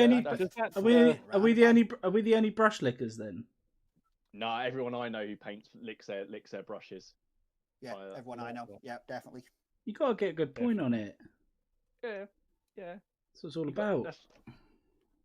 I've got to shout modelling for advantage here. Who's just popped in and say hello? Who just said the 100-year war ends because the French paid off Edward IV, and then he's finished with my favourite thing, which is just simply England's greatest king. And I have to agree, and he's the only other person I've ever heard say that.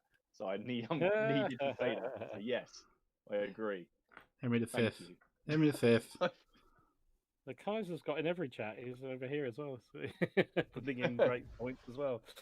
John Crome says, hi all, on the point of painting, your eyesight changes over the course of a few years. Yes, that's true. Definitely does.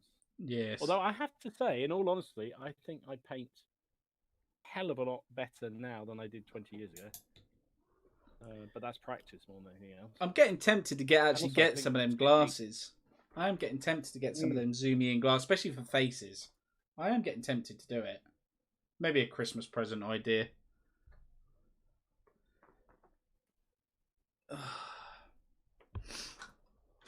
Where's it? Filthy habit.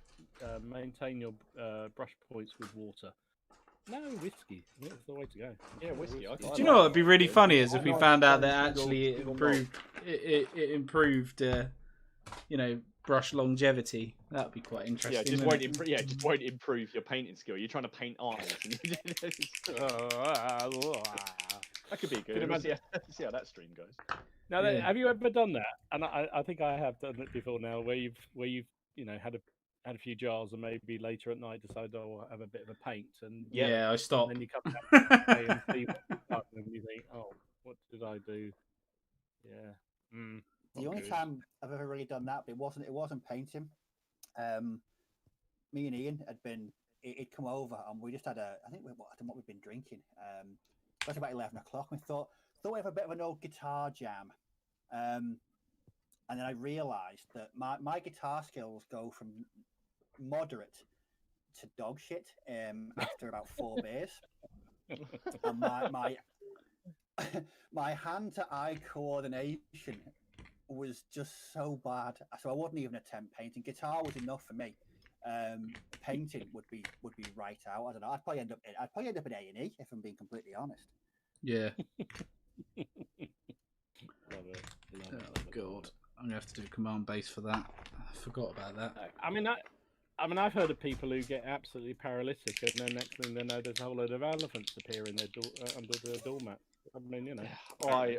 I've heard about this. I've heard about this as well. Yeah, and then what's even worse is that said elephants then just disappear. So the 80 quid you spent has just gone, God knows where, and you can't find them. That's the next shitter, basically. You can't find them. Well, you've only got a few weeks until the Saga of Hannibal rules come out, and you need them, mate. You better get. I know. I need my elephants. I genuinely don't. Help. Where I elephants. where I thought they were, they aren't. So I don't know. So I mean, I could say maybe it was entirely possible that I got drunk and tidied, but my wife will tell you that doesn't happen. So I don't. I'm gonna have to tear this apart in here and look for them. I'm surprised I didn't find them the other day actually when I was going through stuff. That would have been so someone has very simply said, all right then, Brushlick Brigade Whiskey Night, Monday the 31st of August. I'm on for that. Fair enough. That's bank holiday as well. It is. So don't even, you do have to get up for work the next day. Am I on call? Shit. Does it matter? Yeah. just a tad. I don't think I am, but I'll have to check. You'll be better at fixing broadband when you're pissed, won't you? Yeah. I need to drive. The driving aspect. I don't think I am on call, but I'll have to check. But no, it should be all right. I'm sure Laura will be super duperly happy. Hello, love. You're right. Hey. God, you haven't met drunk Ken yet. Oh dear. You think I'm bad? You think I'm bad now? My God, might lose my channel. Terms and conditions broken. Oh yeah, we're allowed actually. Are we allowed with the old YouTube? We are, aren't we? Yeah, there's videos of people getting drunk on YouTube. I'm sure there is. Yeah, it's just if you don't do anything too stupid while you're drunk, that's all that matters. Yeah. Or you don't get caught getting stupid. Yeah. Peter Little said he's already sitting here drinking a single malt while listening and watching. There you go. He's ahead. Good man. That's what I need. Actually, talking about that, we had another question. Who do we? Oh, Leslie, our mate Leslie, who can't make tonight because he's got more important things to do with his family, which is good. And we should all do things with your family, apart from my family. Sorry, did I say that? I haven't even had that much to drink. So he was asking, during the shutdown and everything else, what are the good things that have come out of it all for your hobby? And what are the bad things that have come out of it for the hobby? Who do you want to start with? Personal level. Go on then, can you start? This Monday night stream is a good thing, obviously. Getting to meet you guys for a start, isn't it? Making new friends and things. It's weird. I've made friends in a sort of isolation period where I've not actually seen anyone, which is even more strange. So that's a good thing to come out of it. Other good thing is discovering new periods and things to actually game. It's like medievals. I wouldn't have discovered medievals if it weren't for you guys. I wouldn't have bought those 6 mils finally. Yeah. Is that a good or a bad thing? No, it's a good thing. Do you know what? I've wanted to game 6 mil for ages, properly, because I just like the idea of massive battles. That's just literally the reason for it. And I think the challenge that I'm going to have within the next 10 years is I do want to do a 1-for-1 scale with Waterloo. So the only way to do that is in 6mm. So, Yeah, that's for because sure. I ain't doing it in 28mm for a start. So Ken, why did you start with ECW then? If you're going to play Napoleonic ACW. Yeah. Because I want to do Napoleonic's 28mm. I do want to do Napoleonic. 28. I do want to do him 28mm. I do want to do Black Powder in 28mm. Just because I've seen Martin's stuff and it looks phenomenal. Your stuff looks awesome, dude. Seriously, it's really made me want to do it.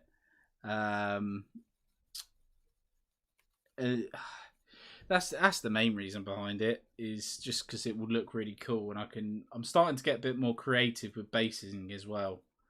Instead of just sticking the Luke APS stuff on and just leaving it, I'm starting to put flocks on. When I start doing the bigger basins, I think I'm going to start adding little bits in, like bits of equipment and stuff like that. Things that I've not done before. So that's the positive. A negative side is spending too much money, because obviously you can spend too much money. But I'm one of these gamers which people don't agree with, that I sell miniatures. So all these models behind me here, all these Games Workshop ones, are all sold. They're getting packed up and going in the post, because I know for a fact that I'm not going to play with them. Yes, I saw a couple of your listings pop up in my Facebook feed. Actually, Yeah, it logged that we were friends. yeah. Do you want? You don't want to buy an Imperial Knight, do you? What? I don't even know what you're talking. A what? I'll show you. Yeah, I'll show you. Look, one of these. That's not a knight. Yeah, it is. That's not a knight. That's a knight. Apparently, this is an Imperial Knight Warden, which is magnetized. Right. He's magnetized with his missile launchers. Just to give you a rough scale of him, so this is a 28mm Perry. Yeah. And that's the Knight. So that's how big that is. He's for sale if you're interested. He's the only one that's not sold yet. I'll think about it. Actually, I'll think about it and then not look at it when I'm drunk. No, yeah, exactly. But I've kept my Lord of the Rings. They've stayed. My Lord of the Rings stuff has stayed. I'm not getting rid of that. But my actual Warhammer, I've kept one army, and the one army I've kept is the Orcs, because I think they're quite fun and flavoursome. If I'm ever going to get back into it, I've got 100% completed army to play with. And while I'm at it, I'm just remembering to go back over this, because I've chipped some of the bloody metal. And that's another thing I will recommend to anybody. Don't buy these bloody Games Workshop carry cases. They're an absolute nightmare for metal miniatures and chipping. Absolute bloody nightmare. No, they are, mate. Honestly, it's not even a joke. They are. You want to get cases where you've got individual slots. That's a tip for people. If you ever buy casing, make sure each model has its own individual compartment, because you just get chipping otherwise. And it really, really, even with varnishing, it really is annoying. But sorry, I'm just rambling on here. Can I just say it is Nick Games that said you need to wear a jester's hat, and every time you speak on the stream, the bells will jingle. Ding,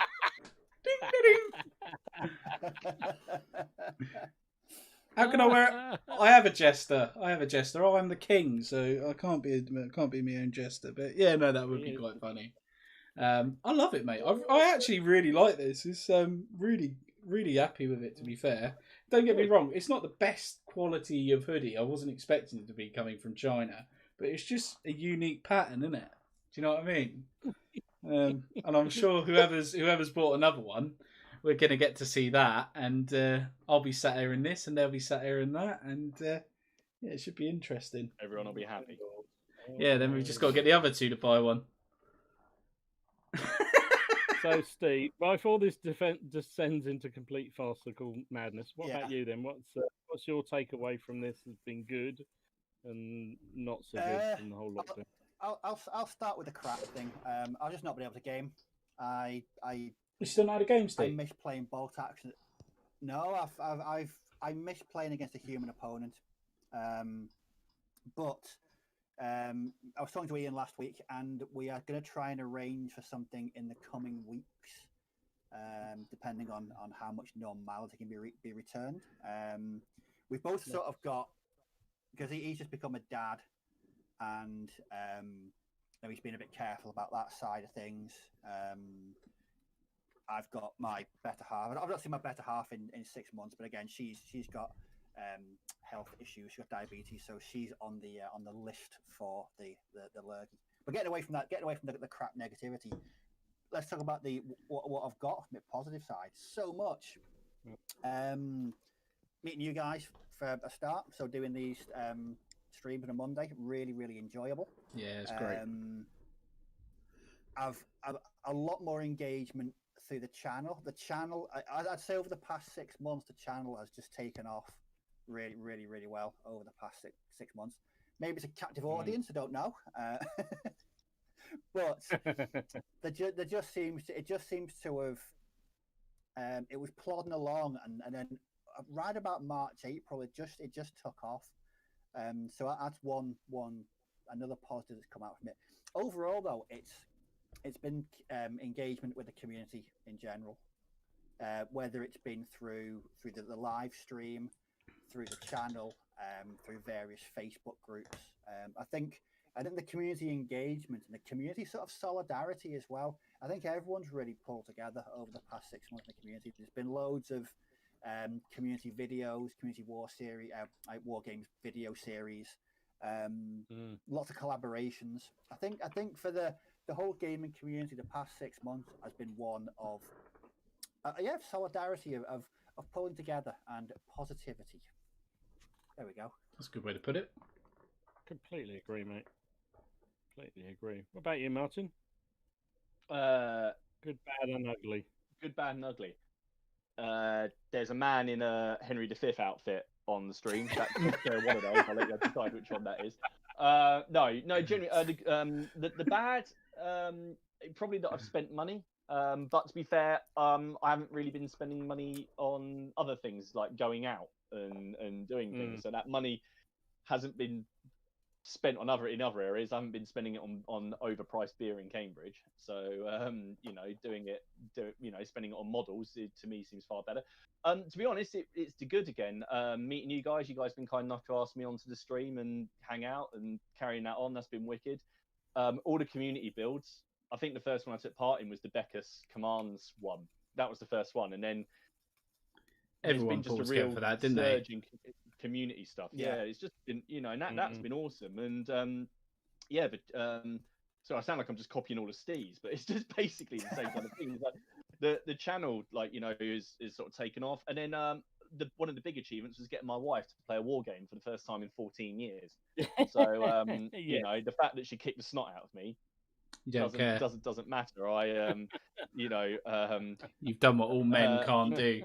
And I'm proud of that. And then the fact that she wanted to play another one, I think was even better. That's good. But generally, I'd say I've painted up quite a lot. I think I've probably been more productive in lockdown than I would be otherwise.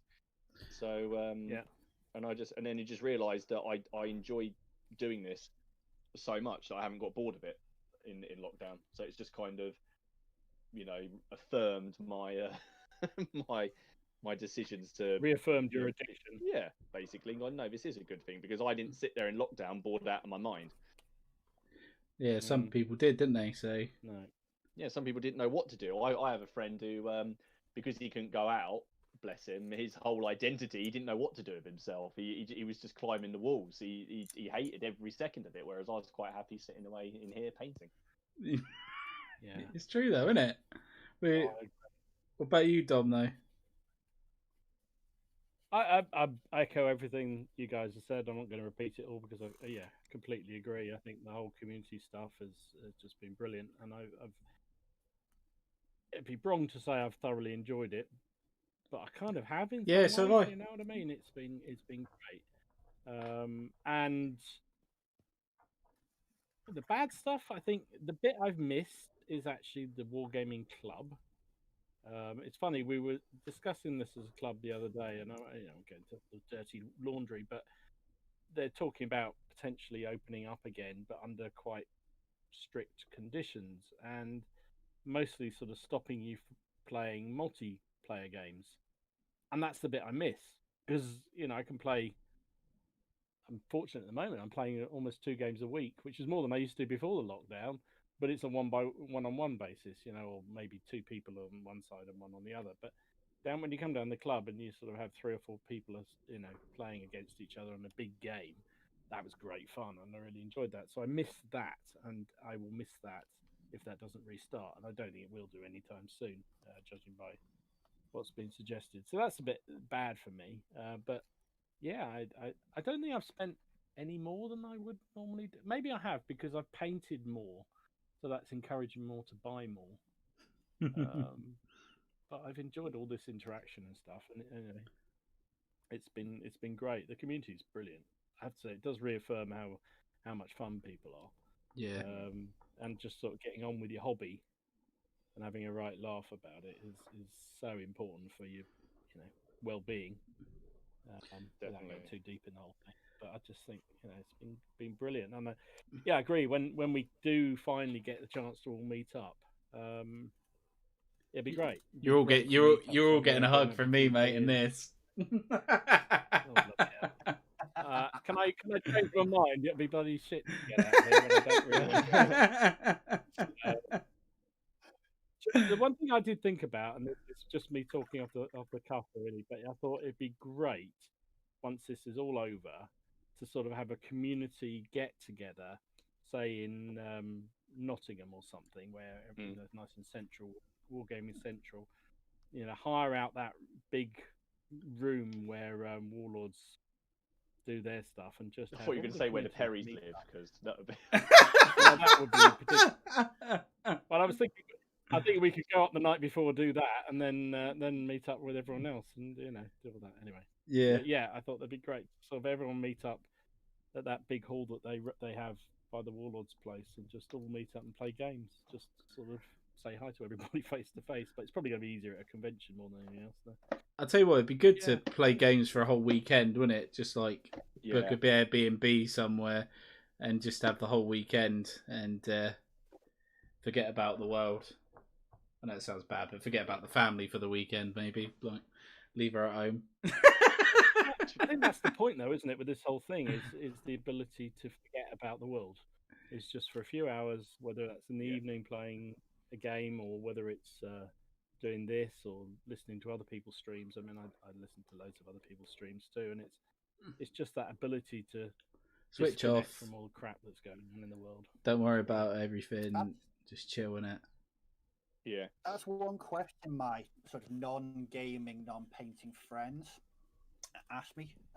Do you get bored? Do I fuck? No. In fact, I'm kind of the opposite. When I'm painting, I'm thinking of things that I want to be doing in addition to what I'm already doing. Yeah. So thinking of things that I'm painting something, but I could be painting something else. But no, I can honestly say. And I think having the channel has certainly helped this, is that I can't remember the last time I generally thought, oh, bloody hell, I'm bored. I literally cannot remember the last time I even thought like that. No. I have thought, oh my God, I've got to get this painted. But then that's my own fault. But I'm learning to ease up a bit. But yeah, you're right, board-wise, you can't get bored doing this, can you? Nah. There's too much to do. There's always too much to do.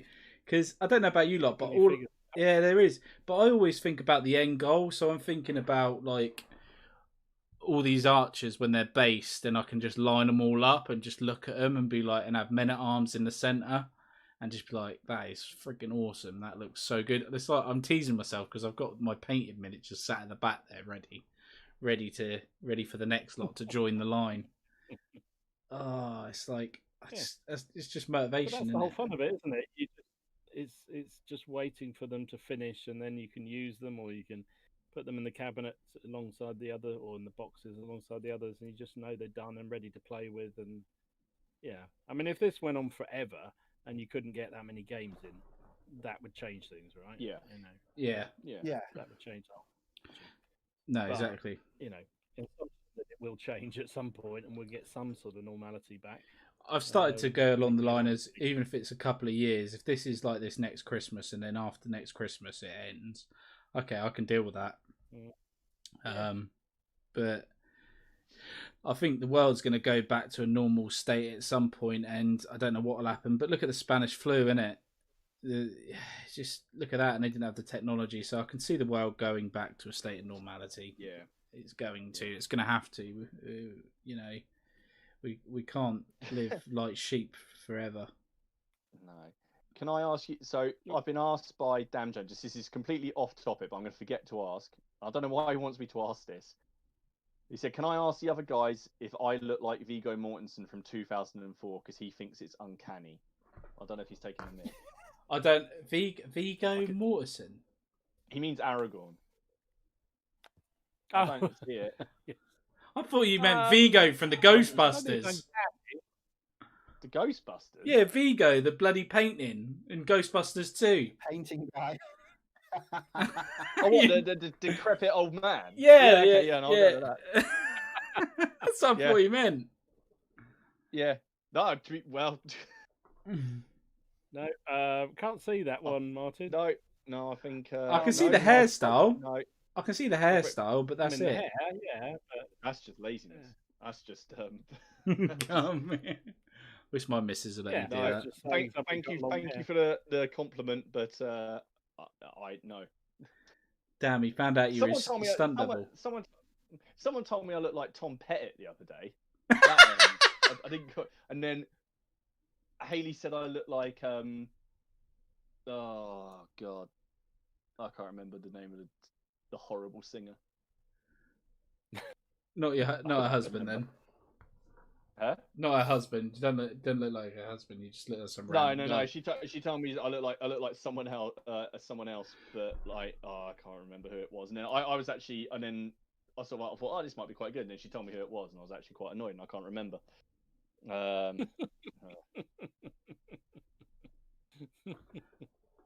I'm hopeless with all those kind of references because I don't know who any of them are. Because I pay no attention to any celebrity stuff at all. I'm just detached from popular culture.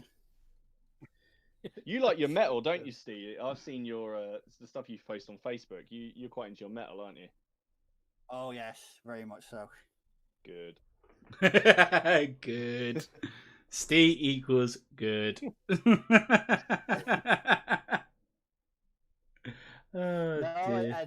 I do normally, if I'm having a long painting session, I just generally pop on Facebook what I'm listening to, because most of my friends are of the metalhead persuasion as well. So that's fair enough.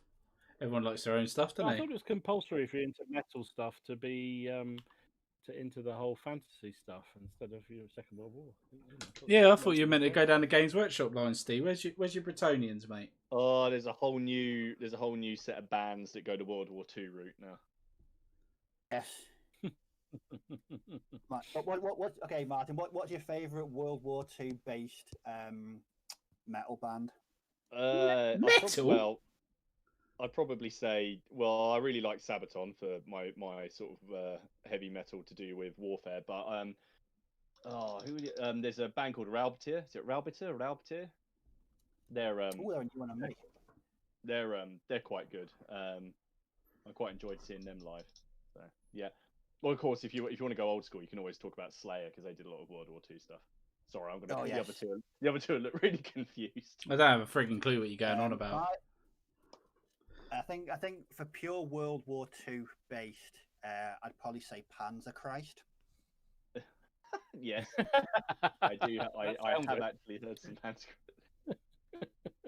There's an album called Soul Collector. I think there might be a T-72 on the album cover. Right. And one of the songs in the album's called Panzer Grenadier.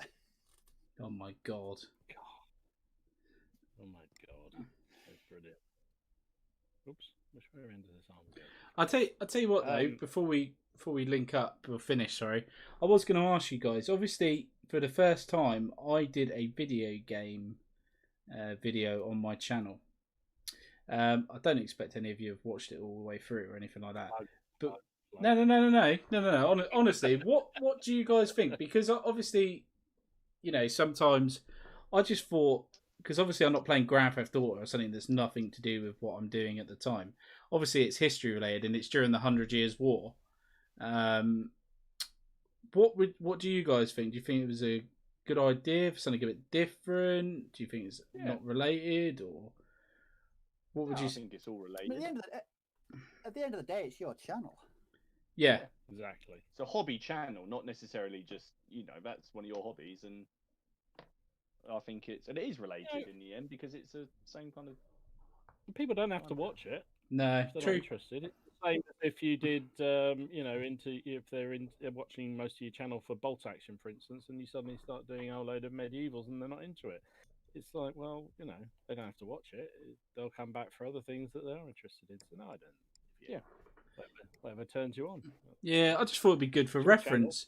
I just thought it'd be good for people's references if they're doing medievals, because obviously you're seeing people in all the Dupons and all that sort of stuff, so you get different paint scheme ideas, and that's kind of how I want to play it. Just want to. I suspect you'll get a very different audience, though. I don't think you'll get many of the proper war gamers watching it. No. You're going to get people who are serious, gamers, or people who game a lot. I don't know. Yeah. Well, I'm going to play the whole game through, hour episode at a time. So, I will say the first 2 episodes are basically just cutscenes because you've got to get the gist of the story, and then now episode 3, when I've filmed that, is literally when it enters the open world. So that's when I think it's going to start getting interesting. No. Yeah, I haven't got the game, and I must play it a bit. And maybe I'll have to watch your video and find out what I'm doing wrong in it, because I got stuck every time I played it. I'm crap at games like that. But I like it. It does look a fun game, and I do, and because it's historical and it's sort of, as you say, it's sort of Well, there's no other game like it. Not like a proper video game. No, exactly. there is no other game like it. Yeah, 100%. You are a blacksmith's son, and that you know it. You don't know how to use a sword or anything. It's quite interesting. I give it. I will have a look at it. I haven't had a chance yet so far. It's been a week. I'm definitely going to make him I'm definitely going to make him into an archer, though. 100%. Of course. His name's Henry as well. Of course. Obsessed. The man is obsessed. Oh, Jesus. John Crome says Sabaton for sure. He's a Sabaton fan. There you go. Oh, Steve Reese said Sabaton. Man o' War as well, Steve Reese says. I don't even know what that is. Man o' War? Man o' War, yeah. Man o' War. Oh, speed metal. Some classic 80s stuff. Some classic 80s stuff. I was trying to think of a way to describe it that was just stuff. Just stuff. Steve knows what I mean as well, because look at his face. He knows exactly what I mean. I'm gonna say 3 words. Interesting album covers. Yeah, go look it up, Ken. I'll send you some song names. Just go watch them. Maybe... Am I allowed to look on this on a company phone? Not the live version, no. Don't do that. Not the live ones, no. No. Okay, I'll check on the PC then. At least I know. But yeah, what's the time anyway? It's got to be getting close to 10, isn't it? It is 10:05, mate. Oh my god, we've overrun. Yeah. There you go, we got bonus 5 minutes out of us. I did not realise what time it was. Has anyone else got anything they want to say before we end the stream tonight? They all think in my stream I look like Chesney Hawkes, which is depressing. That wasn't who Haley said. That wasn't who Haley said. So that's thanks for that. That's brilliant. I now have another reason. Shit. All right. Yeah. Great. Right. The beard's coming back next week. No, I guess I was just gonna say that hopefully in the next couple of weeks I was gonna do a stream or a pre-video where we talk about history. If any of you chaps want to join in, Yeah, and definitely. we're going we to do that. basically rather than it just be sort of like a dull talk, we'll pick a couple of subjects each, and basically have a discussion about it. But keep it light, have some drinks, and see what happens. And maybe it'll be that we never do it again. I'll see what happens. I want to see what drunk Ken thinks of 15th century politics. Burn the heretic. Oh my god. Oh dear. The Stugmaster says he wants to too. Yeah. I'll put my 15th century head on. How does that sound? I'll roll. You've already got your hoodie on, so yeah, exactly. Yeah. Well, I'm gonna try 100 Years War. I'm gonna do some more research on it. So I'll try and talk about the 100 Years War because, like I say, I'm pretty into it now. Cool. I'll tell you one thing, before we do go, just to recommend to people. I've said before, I think, about recommending the History Hits TV channel. Dan Snow does. I was watching this morning over when I was having me cornflakes. He did a video about the Chindits. You'll be interested in this one, Steve. Really, really interesting about, but it was more around the whole the Burmese. I forget which the tribe was. The particular Burmese tribe that helped the British against the Japanese during that war, that period of the war, and it was about a group of a charity that goes back to find all these old veterans to help them out, because basically the Brits did the classic Brit thing where they exploited them and then just walked away and left them with nothing at the end of it, and they all kind of paid a terrible price. Anyway, they're going to a bitter thing, but fabulous watch. If you get a chance to look at it, have a look at it. It's okay, really yeah, definitely. I'll have to check that out.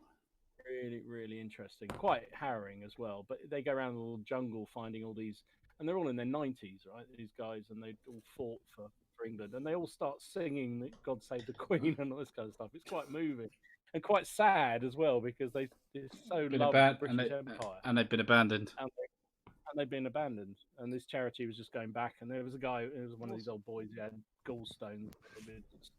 They gave him some money to go and have treatment for gallstones.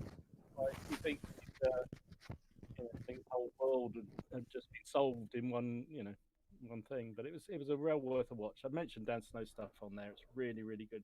Thoroughly recommend. They do some brilliant stuff. I think they did something on Boswell. I haven't watched that yet. Anyway, by the by. Yes. So it is 10 past. Yeah. You're going to do the wrap up. Yeah. Right, guys. So next week, are we all here next week? I'm here. I'm not on call, thank Christ. So. Bank holiday, isn't it? I'll be with my painted French. Yeah. And whiskey. Yeah, bank holiday. So yes, and whiskey. Did we want to do it? Did we want to do it at a different time because it's bank holiday, or are we happy doing it at the same time?